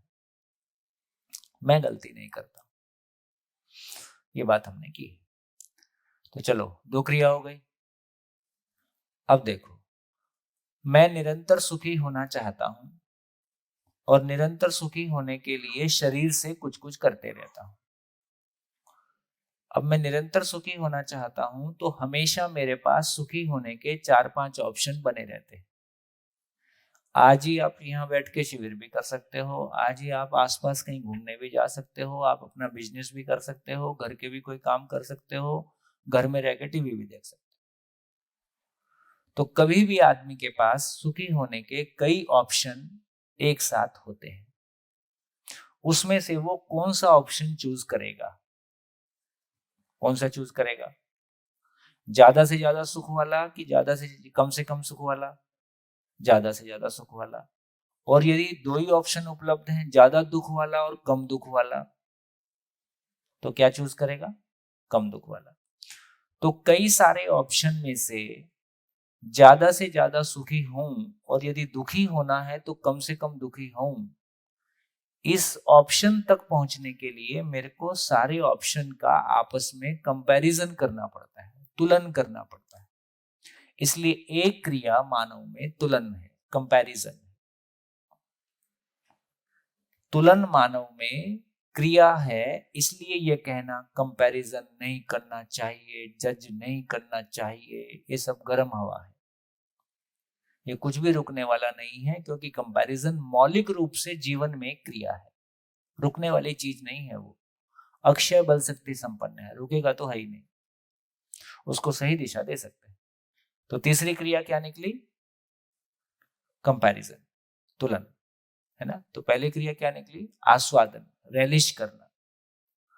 चयन मतलब सिलेक्शन, है ना, और कंपैरिजन मतलब तुलन। तो तीन क्रिया हो गई। तुलन करता हूं, तुलन को एग्जीक्यूट करने के लिए वो 4 या 5 ऑप्शन में से मेरे को एक एक ऑप्शन के पॉजिटिव और नेगेटिव करूंगा तो क्या फायदा होगा, नहीं करूंगा तो क्या नुकसान होगा, किसको पहले कर सकता हूँ, किसको बाद में कर सकता हूँ, मैं उनको प्रायोरिटाइज करता हूँ सुख और दुख की, लाभ और हानि की संभावनाओं को देखते हुए।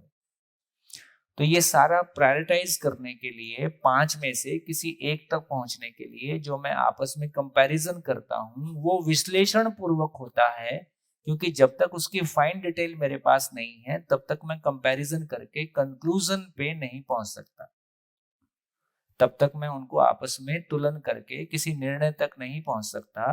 तो विश्लेषण होता है। तो चौथी क्रिया हो गई विश्लेषण।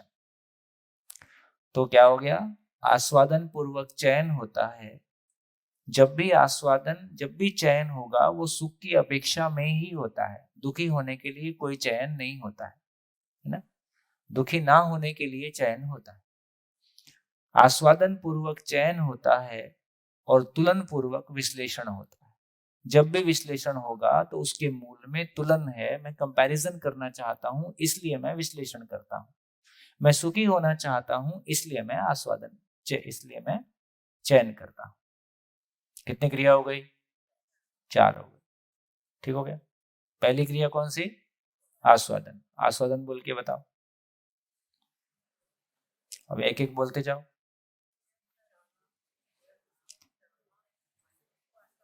निरंतर सुख की चाहना और उपलब्धता के आधार पर भोगना।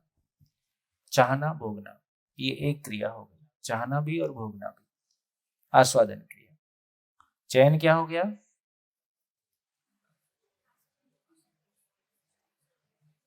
चाहना को पूरा करने के लिए जो मैं शरीर से करता हूं इसका नाम चयन है। क्लियर हो गया, चयन हो गया। ये आस्वादन चयन करने के मूल में तुलन है, क्योंकि जितने भी ऑप्शन मेरे पास हैं उसमें से अधिकतम सुखी होने के लिए, न्यूनतम दुखी होने के लिए, यदि दुखी होना ही पड़ेगा तो न्यूनतम दुखी होने के लिए मैं तुलन करता हूं। और जब तुलन करता हूं तो उसके फाइन डिटेल पे काम करते हुए ही तुलन कर सकता हूं, उसका नाम विश्लेषण है, एनालिसिस है। तो 4 क्रिया मानव में हो गई, आस्वादन, तुलन, आस्वादन, चयन, तुलन, विश्लेषण। ये सब कुछ मैं क्यों कर रहा हूं, इतना सारा हंगामा, सुखी होने के लिए। तो इसके मूल में सुखी होने की इच्छा, सुखी होने का चित्रण। तो कितनी क्रिया हो गई, 5 क्रिया हो गई। अब मैं बोर्ड पे लिख देता हूं। तो देखिए, एक क्रिया जिसको कह रहे हैं आस्वादन।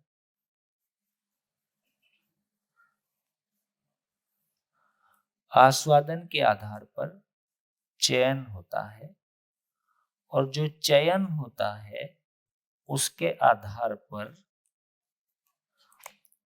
हम कार्य और व्यवहार करते हैं।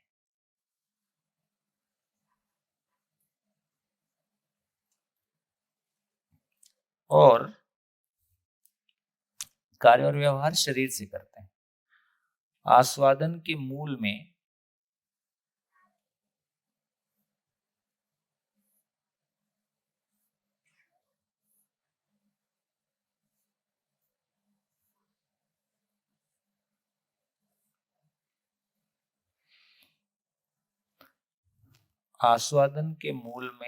तुलन क्रिया है। तुलन क्रिया विश्लेषण पूर्वक होता है और इसके मूल में चित्रण क्रिया है। चयन क्रिया का नाम आशा है, विश्लेषण क्रिया का नाम विचार है, चित्रण क्रिया का नाम इच्छा है। आशा, विचार, इच्छा को एक साथ मिला के कल्पना बोलते हैं।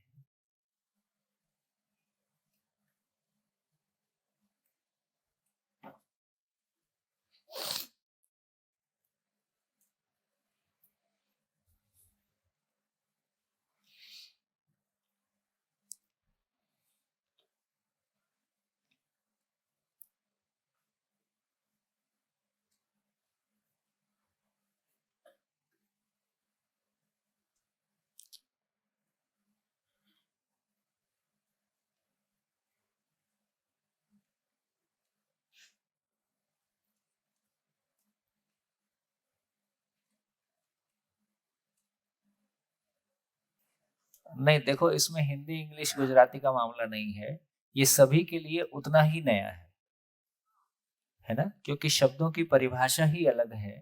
शब्द केवल परंपरा के हैं, परिभाषा दर्शन की।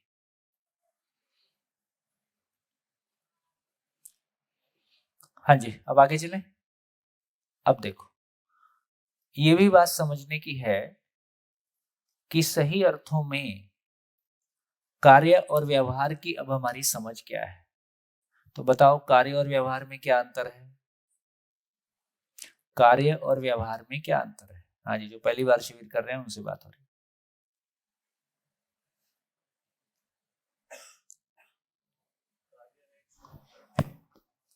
माइक ले लो। Hello hello. हाँ जी। हाँ, पदार्थ के साथ जो होता है वो कार्य होता है, और इंसान के साथ जो होता है वो व्यवहार होता है, व्यक्ति के साथ। और गाय के साथ वो भी व्यवहार ही है। व्यवहार, गाय के साथ भी हम व्यवहार ही करते हैं। हाँ, कार्य है जो हम करते हैं, और व्यवहार है कि जिस तरह से हम कार्य करते हैं। क्या बात।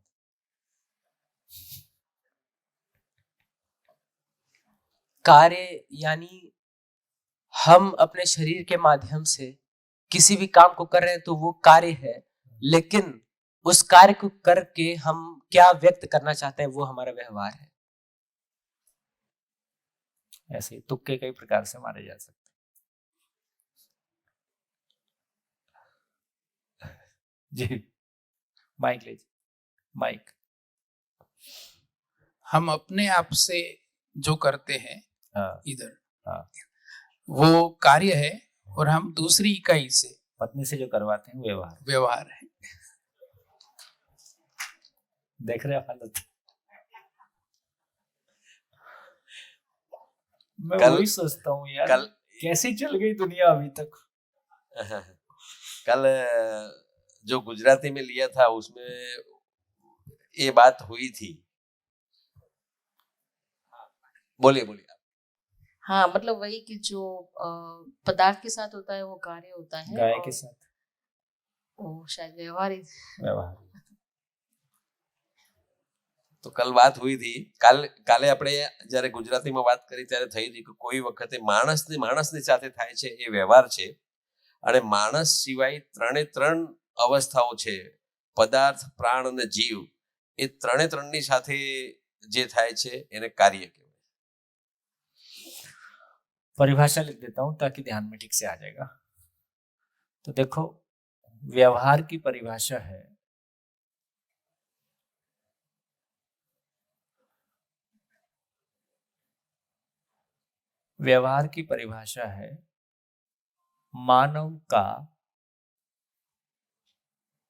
मानव के साथ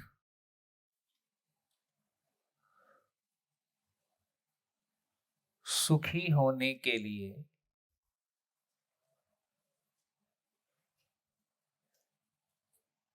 किया गया श्रम। मानव के साथ, तो बहुत क्लियर है कि मानव करेगा, मानव के साथ करेगा, सुख के लिए, सुखी। और सुख मतलब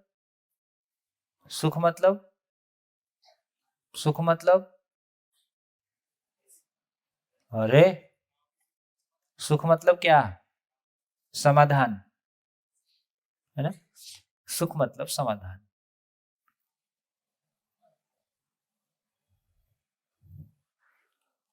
और जब व्यवहार कार्य बोल रहे हैं तो मानव का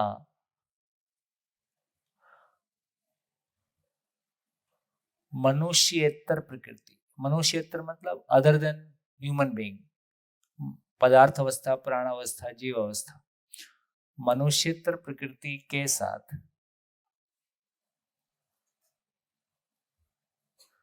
सुविधा पाने के लिए किया गया, सुविधा पाने के लिए किया गया श्रम। तो दोनों का पर्पस ही अलग है। जब हम कार्य करते हैं तो उसका पर्पस सुविधा पाना है, और वो मनुष्येतर प्रकृति के साथ है। तो दोनों का व्यवहार मानव का मानव के साथ है, और मानव का मानव के साथ सुखी होने के लिए मतलब समाधानित होने के लिए, समझण के लिए। तो मानव मानव से क्या बात करेगा, मानव मानव के साथ में क्यों बात करेगा? तो मानव मानव के साथ में समझण के अर्थ में बात करेगा, समाधान के अर्थ में बात करेगा, है ना। दूसरे मानव भी आगे बढ़े इस अर्थ में बात करेगा। तो यदि मानव मानव के बीच में समझण का काम नहीं होता है, समझ को व्यक्त करने का, माँ बाप मिलकर बच्चों के साथ क्या काम करेंगे? उनकी समझ को बढ़ाने का काम करेंगे। तो मानव जब भी मानव के साथ काम करेगा तो बेसिकली ज्ञान के अर्थ में करेगा, या तो समझने के अर्थ में करेगा, या समझाने के अर्थ में करेगा, या दोनों मिलकर किसी तीसरे के सहयोग के लिए कुछ करेंगे। तो इसका नाम व्यवहार है। कार्य का मतलब है हम सुविधा पाने के। तो बेसिकली कार्य शरीर की आवश्यकता पूर्ति है, कार्य शरीर की आवश्यकता पूरी करने के लिए है, व्यवहार जीवन तृप्ति के लिए है। दोनों का पर्पस ही अलग है।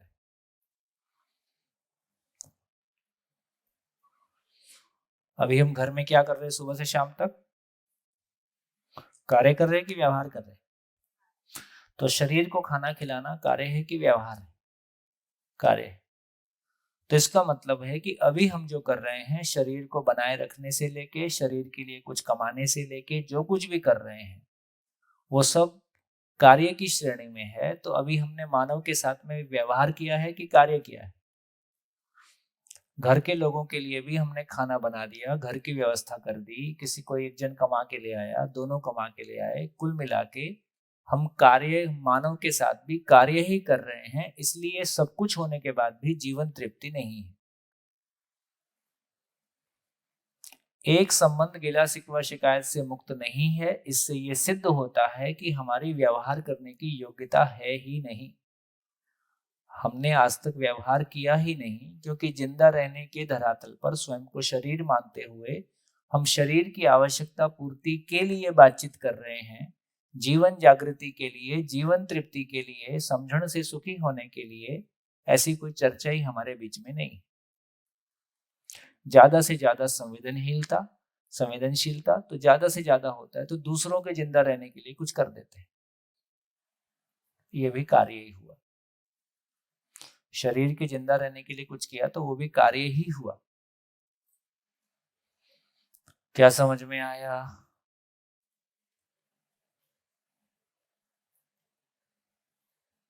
समझ में आ रहा है? कुछ भी कर लें, हमने कार्य से अधिक नहीं गए, व्यवहार को नहीं छुआ। इसका प्रमाण क्या है? एक भी रिश्ता गिला शिकवा शिकायत से मुक्त नहीं। कैसा लग रहा है? कैसा लग रहा है? अब हम पशु के साथ व्यवहार करेंगे कि पशु के साथ कार्य करेंगे? समझण का मतलब है क्यों जीना है, कैसे जीना है। क्या हमको गाय से सीखना है कि कैसे जीना है, क्यों जीना है? गाय को हमसे सीखना है क्यों जीना है, कैसे जीना है? ना गाय को हमसे सीखना है, ना गाय से हमको सीखना है। इसलिए पशुओं के साथ भी हम कार्य ही करते हैं। क्योंकि अभी हम मानव के साथ भी कार्य ही कर रहे हैं, पशु के साथ भी कार्य ही कर रहे हैं, इसलिए उसी को हम व्यवहार मानते हैं। कोई कंफ्यूजन?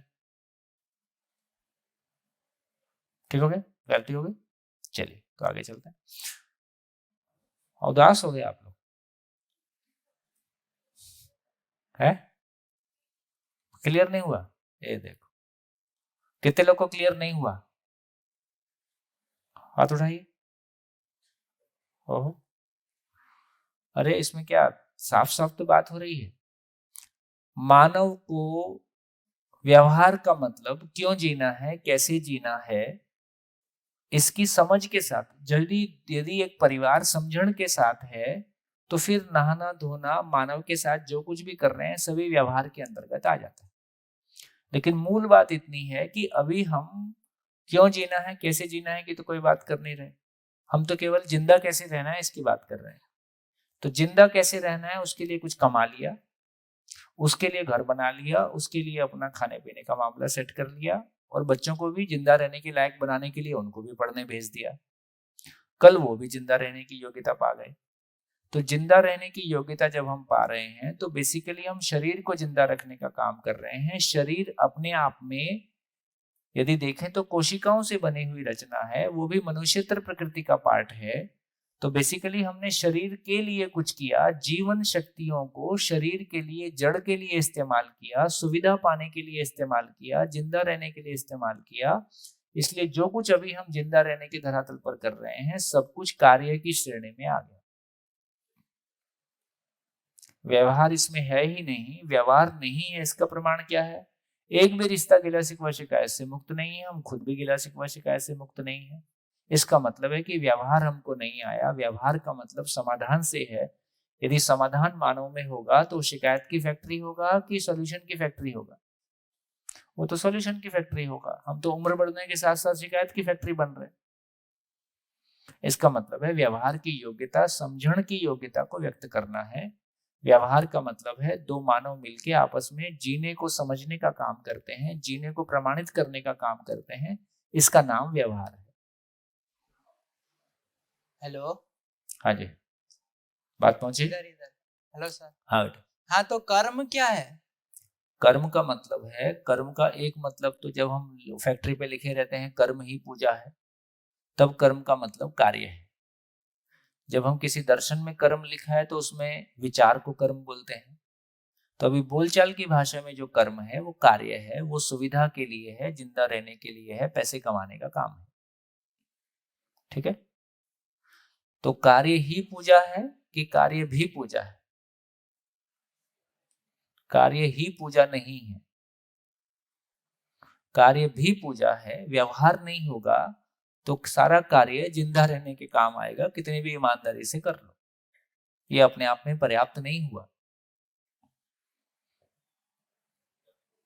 हाँ, गुजराती में बोल दीजिए, समझ में आएगा। बिल्कुल बिल्कुल, जब भी आपको ऐसा लगे बोल दीजिए।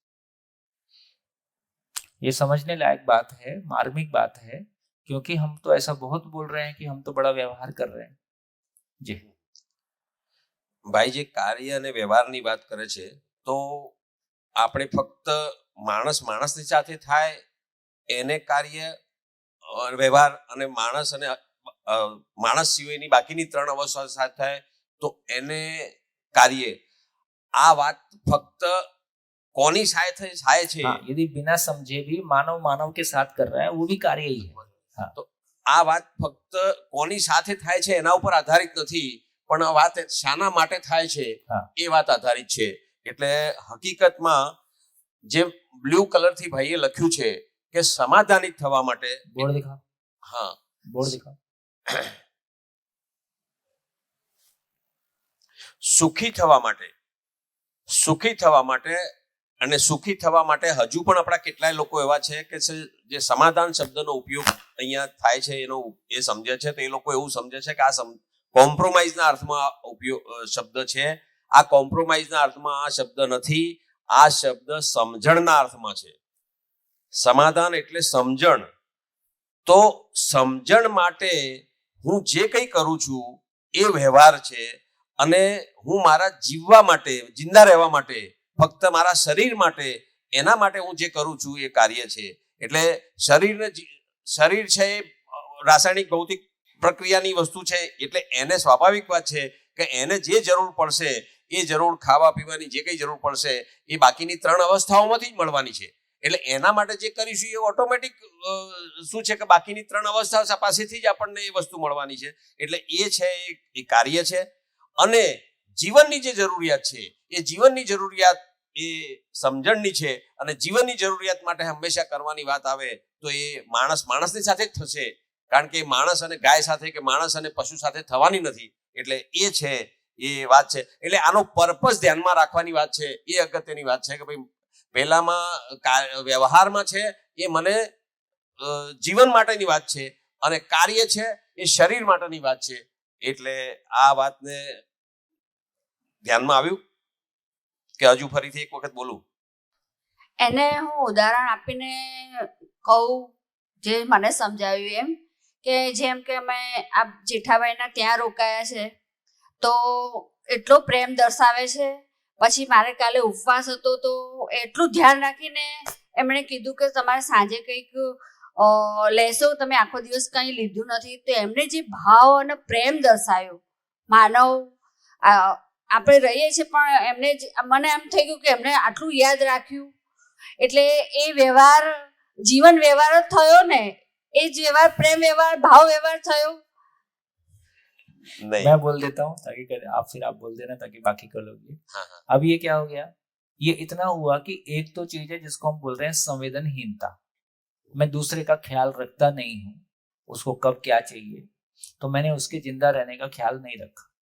दूसरा है संवेदनशीलता, जैसे एक माँ अपने बच्चे का या हम अपने मेहमान का ध्यान रख रहे हैं कब इसको क्या चाहिए. तो हम शरीर का ध्यान रख रहे हैं कि उसकी जीवन तृप्ति की बात कर रहे हैं. शरीर का ख्याल रख रहे हैं कि कल उपवास है, कल क्या खाओगे, रात को खाना खाया कि नहीं खाया, ये हम शरीर की बात कर रहे हैं. इसमें हम समझण की बात अभी नहीं की है. क्यों जीना है, कैसे जीना है, ये बात अभी इसमें शुरू नहीं हुई.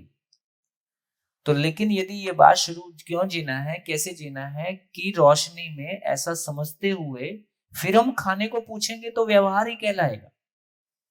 ये भी बात थोड़ा सा साथ में जाने की है. जब फिर पूरा सब कुछ व्यवहार हो गया, फिर मानव के साथ हम खेत में उत्पादन करेंगे तो मानव से बात कर रहे हैं वो व्यवहार ही है, क्योंकि हम समझण की रोशनी के साथ बात कर रहे हैं. यदि समझण की रोशनी नहीं है फिर हम मानव के केवल जिंदा रहने के अर्थ में बात कर रहे हैं. जीवन तृप्ति की बात यदि शामिल नहीं है तो कार्य में चली गई. जीवन तृप्ति की बात है. जीवन तृप्ति की बात कौन सी, हमेशा के लिए जीवन तृप्त हो जाए उस अर्थ में. आपने मेरे से पूछा उस समय तो अच्छा लगा, लेकिन उससे मेरा कोई भाव और विचार हमेशा के लिए नहीं बदल गया. जी એટલે ભાઈ એ વાત કરે છે કે સમજણ की રોશની में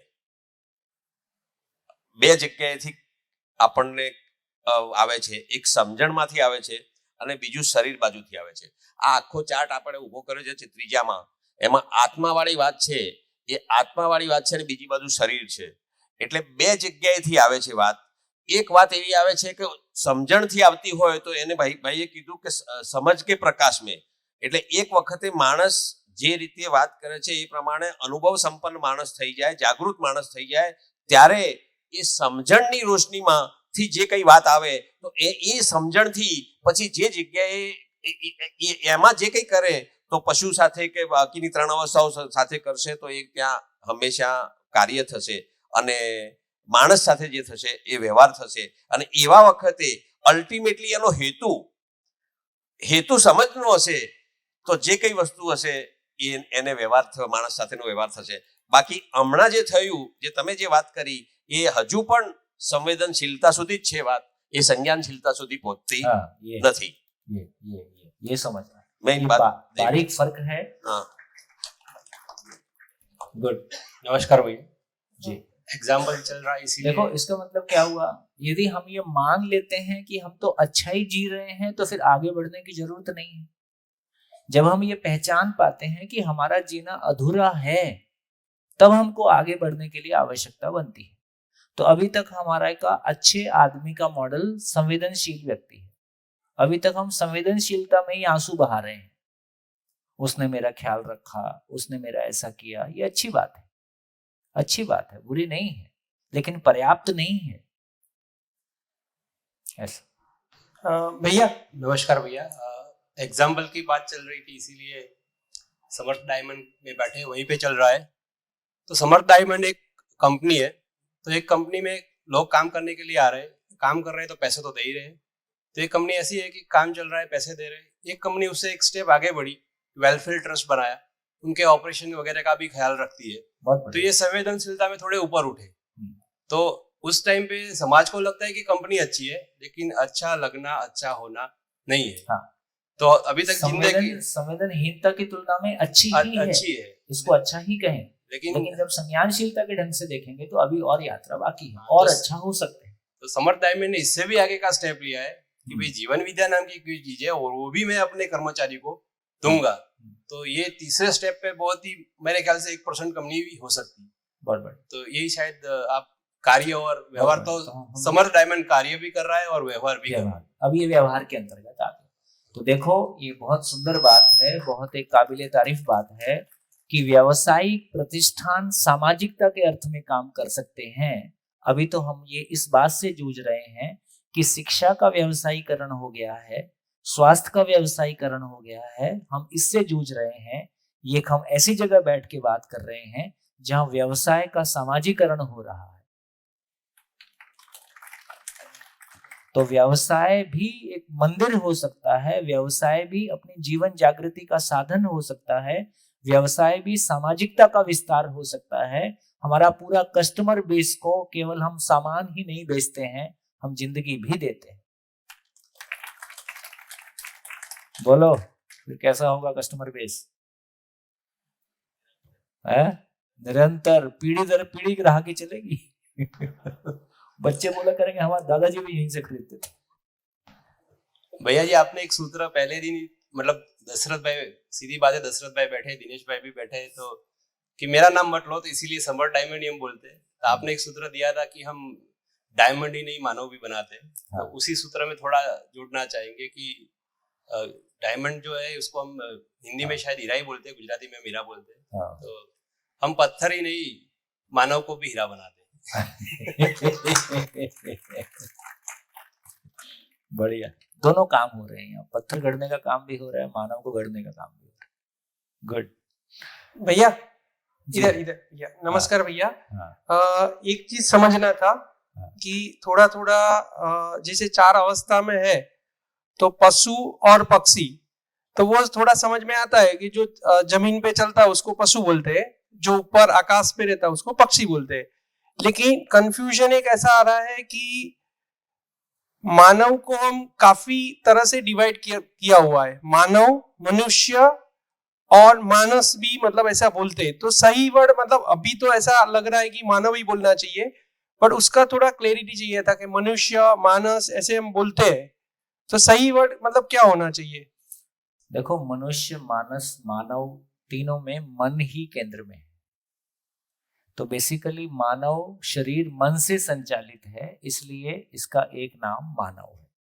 मानस है, मनुष्य है, एक ही बात है। लेकिन दूसरी बात परिभाषा में ये भी कह रहे हैं कि मानव की परिभाषा ये है कि संपूर्ण को समझकर व्यक्त करने में समर्थ इकाई का नाम व्यक्ति है। यदि परिभाषा विधि से जाएंगे तो हम मानव हैं, हमारा व्यक्ति होना विशेष है ना। परिभाषा विधि से हमारा व्यक्ति होना विशेष है, ऐसा बोलेंगे। ठीक है, व्यक्ति भी बोल दीजिए, एक ही व्यक्त कर सकता है, इसलिए उसका नाम व्यक्ति है। चलिए आगे बढ़ते हैं। तो इससे ये क्लैरिटी हमारी हो गई कि आस्वादन होता है, चयन होता है। एक हमने कल जब शुरू किया था तो हमने स्थिति गति पढ़ा था। तो जब मैं कोई चीज का स्वाद ले रहा हूं, है ना, जब कोई मेरे को नमस्ते किया, मेरे जीभ पे रसगुल्ला रखा है, जब मैं कोई चीज का स्वाद भोग रहा हूं तो मैं अपने में हूं कि अपने से बाहर हूं? जब मैं कोई चीज का स्वाद भोग रहा हूं उस समय मेरा ध्यान कहाँ है? अपने में है। और जब मैं चयन कर रहा हूं, चाय कौन पिलाएगा, तो चयन कर रहा हूं तो मैं गति में हूं। इसलिए आस्वादन स्थिति है, चयन गति है, तुलन स्थिति है, विश्लेषण गति है। जैसे समझना स्थिति है कि गति है? समझना स्थिति है, समझाना गति है। ऐसे हम स्थिति और गति को समझ सकते हैं।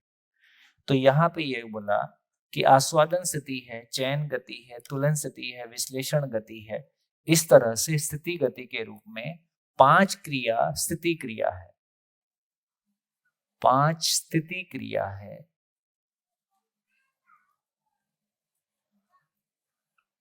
और 5 ही गति क्रिया है।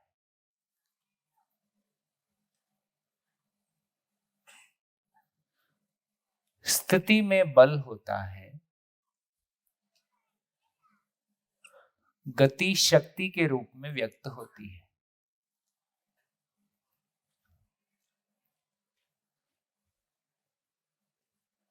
धीरे से इस चार्ट को हम पूरा करेंगे। तो अभी क्या हुआ, जैसे इधर बोला कि चयन का नाम आशा है, आस्वादन का नाम मन है, और तुलन का नाम वृत्ति है ना। आगे इधर चित्त है, इधर बुद्धि है, इधर आत्मा है ना। और ऐसे ही इधर भी आगे धीरे से जब पूरा करेंगे तब डालेंगे उसको।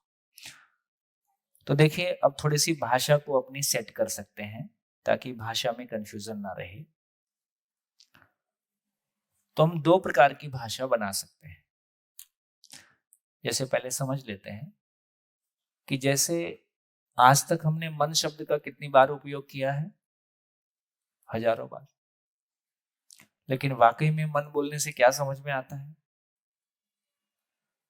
मन बोलते हैं तो क्या समझ में आता है? मेरा एक मन ऐसा बोलता है, दूसरा मन ऐसा बोलता है, मन में 1000 घोड़ों का बल होता है, और मन स्वभावतः चंचल होता है। ऐसी बहुत सारी बातें हम करते आए हैं। अब समझ में आ रहा है मन क्या है। तो मन स्थिति में आस्वादन करता है।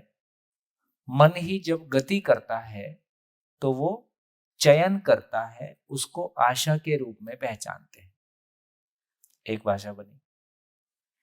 दो भाषा बोल सकते हैं। जैसे ये पेन है, पेन मतलब क्या है? लिखने की क्रिया है। तो लिखने की क्रिया को पेन नाम दिया है। जैसे मेरा नाम सोम है। सोम क्या चीज है? एक जीवन एक शरीर को चला रहा है। इस मानव को नाम सोम है। कहीं ये सोम पिता है, कहीं ये सोम पुत्र है, कहीं ये सोम पति है, कहीं ये सोम टीचर है। इसका मतलब ये सारे क्या नाम हैं? ये एक ही इकाई का अलग अलग एक्सप्रेशन है।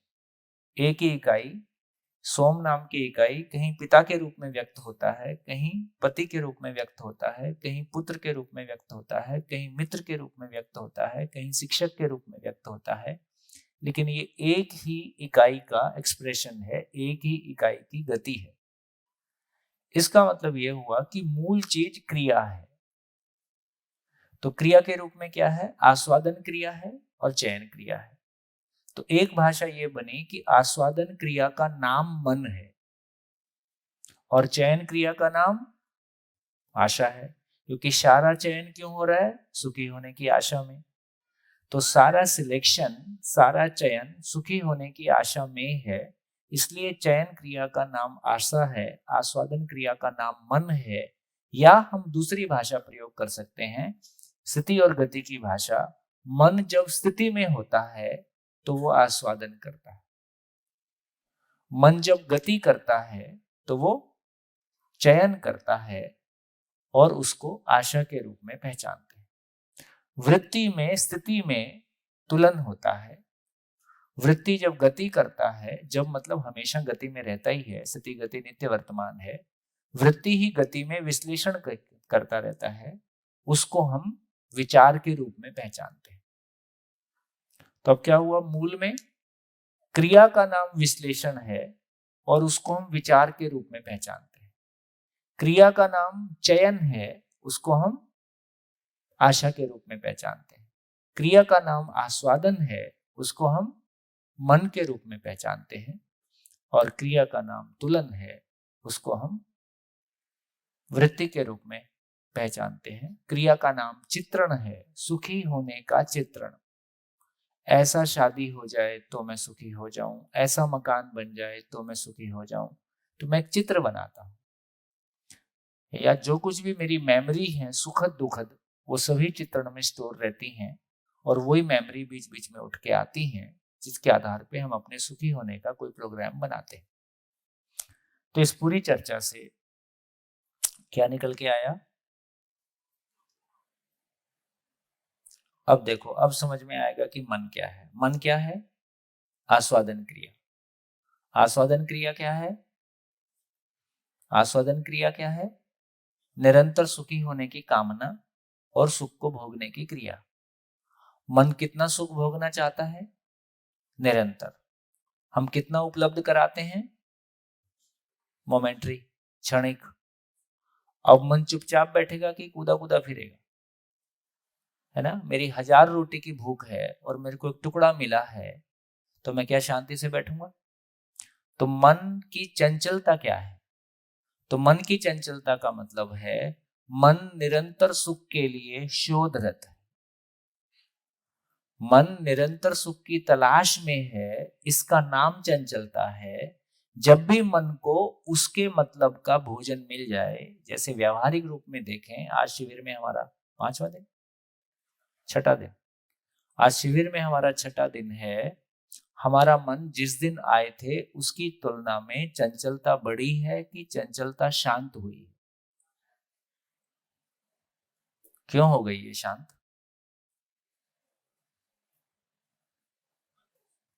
क्योंकि मन को सुख मिला, आशा जगी कि सुख की निरंतरता के साथ जिया जा सकता है, अपनों के साथ तृप्ति पूर्वक जिया जा सकता है, समाज भय से मुक्त हो सकता है, प्रकृति में संतुलन हो सकता है।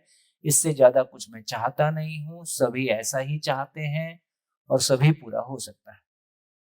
तो मन की जो चिर अपेक्षित आदि काल से, हजारों साल से, कितनी होगी आपकी उम्र? कितनी होगी आपकी उम्र? कितनी होगी? शरीर की नहीं पूछ रहा, हजारों साल। हजारों साल से मैंने कितनी शरीर यात्रा चलाई होंगी? यदि शरीर बार बार शरीर चलाता है, मैं बार बार शरीर चलाता हूं, तो इन हजारों सालों में मैंने कितनी शरीर यात्रा चलाई होंगी? और शरीर यात्रा चलाने वाला पीरियड बड़ा है कि जब मैं शरीर के साथ नहीं हूं वो पीरियड बड़ा है? क्या लगता है कौन सा बड़ा होगा? जब मैं शरीर के साथ हूं वो काल बड़ा है कि जब मैं शरीर के साथ नहीं हूं वो काल बड़ा है? जब नहीं हूं वो काल बड़ा है। तो इसका मतलब ये हुआ कि हजारों सालों से, है ना, क्या पता लाखों सालों से मैं हूं ही, और इस बीच में मैंने कितनी शरीर यात्रा चलाई होंगी। इन सभी शरीर यात्राओं में सुख की तलाश में हमने दुख पाया है ना? और हजारों या कई सौ शरीर यात्राओं के बाद इस शरीर यात्रा में यह अवसर आया है कि हम वाकई में सुख को पहचान सकें, जिंदगी को पहचान सकें, अपना जीवन धन्य कर सकें और कुछ सार्थक करके संसार से। इस बार शरीर यात्रा असफल नहीं होगी, है ना? इस बार जब शरीर छोड़ेंगे तो बहुत तृप्ति के साथ छोड़ेंगे कि अपना काम पूरा कर पाए। इस बार कोई अफसोस नहीं होगा, कुछ छूटा हुआ नहीं लगेगा। ऐसा एक सौभाग्य प्रकट हुआ है क्योंकि हम शिक्षा पूर्वक जिंदगी को समझने की जगह में आए हैं। बढ़िया, कहां पहुंचे? इसका मतलब ये हुआ, कहां बात चल रही थी? मन। मन तो क्या मतलब हुआ? अब मन चंचल होता है, समझ में आ गया? तो क्या समझ में आया? मन चंचल होता है, ये अपने आप में बड़ा कन्फ्लिक्ट वाला स्टेटमेंट है। मैं स्थिर रहना चाहता हूं कि चंचल रहना चाहता हूं? मैं स्थिर रहना चाहता हूं, और मेरे अंदर कोई ऐसा कंपोनेंट है एग्जिस्टेंशियली, नेचुरली, जिसका स्वभाव चंचलता है। मैन्युफैक्चरिंग फॉल्ट हुआ कि नहीं हुआ? बात समझ में आई? मैं स्थिरता चाहता हूं। मैं क्या चाहता हूं? स्टेबल स्टेट ऑफ माइंड, भाव और विचार की स्थिरता। और मेरे अंदर मैं कहता हूं कि मन चंचल होता है। होता है मतलब हमेशा रहेगा। तो मैं स्थिरता चाहता हूं, मेरे अंदर कोई चीज ऐसी है जिसमें चंचलता है, तो ये कैसे हैंडल होगा? इसका मतलब ये है, भ्रमित मानव का मन चंचल होता है, जागृत मानव का मन स्थिर रहता है। मन चंचल होता है ऐसा नहीं है। भ्रमित मानव का मन चंचल होता है क्योंकि उसमें सुख की निरंतरता की तलाश है और हम क्षणिक उपलब्ध कराते हैं, तो वो निरंतरता की तलाश में रहता है। इसका नाम चंचलता है।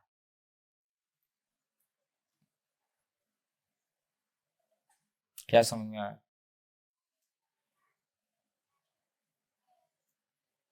बात बनी? तो अब मन में 1000 घोड़े का बल होता है, इसका क्या मतलब हुआ? तो अब समझ में आ गया कि मन बेसिकली भौतिक चीज नहीं है। जैसे कुछ दर्शनों में मन शब्द को शरीर के साथ जोड़ा है, यहाँ ऐसा नहीं जोड़ रहे। मन 11वीं इंद्री नहीं है, मन जीवन का पार्ट है, अक्षय बल शक्ति संपन्न है, भौतिक नहीं है। यहाँ उसको जीवन के पार्ट के रूप में इंगित कर रहे हैं। तो इसका मतलब ये हुआ मन अक्षय बल शक्ति संपन्न है। मन भी आशा कैसी है? हमेशा बनी रहती है कि टूट जाती है? बनी ही रहती है, टूटने के बाद सुसाइड करना पड़ता है। इसका मतलब है आशा की शक्ति निरंतर है, विचार की शक्ति निरंतर है, इच्छा की शक्ति निरंतर है, समझ की शक्ति निरंतर है, प्रमाण की शक्ति प्रमाण होने के बाद निरंतर बना ही रहता है। तो इस रूप में हम देखेंगे तो ये ध्यान में आ गया कि वो 1000 घोड़े की संख्या, 1000 घोड़े की संज्ञा इस रूप में दे रहे हैं कि वो अक्षय बल शक्ति संपन्न है। बढ़िया, ब्रेक। बढ़िया, धन्यवाद, नमस्कार। फिर मिलेंगे ब्रेक के बाद।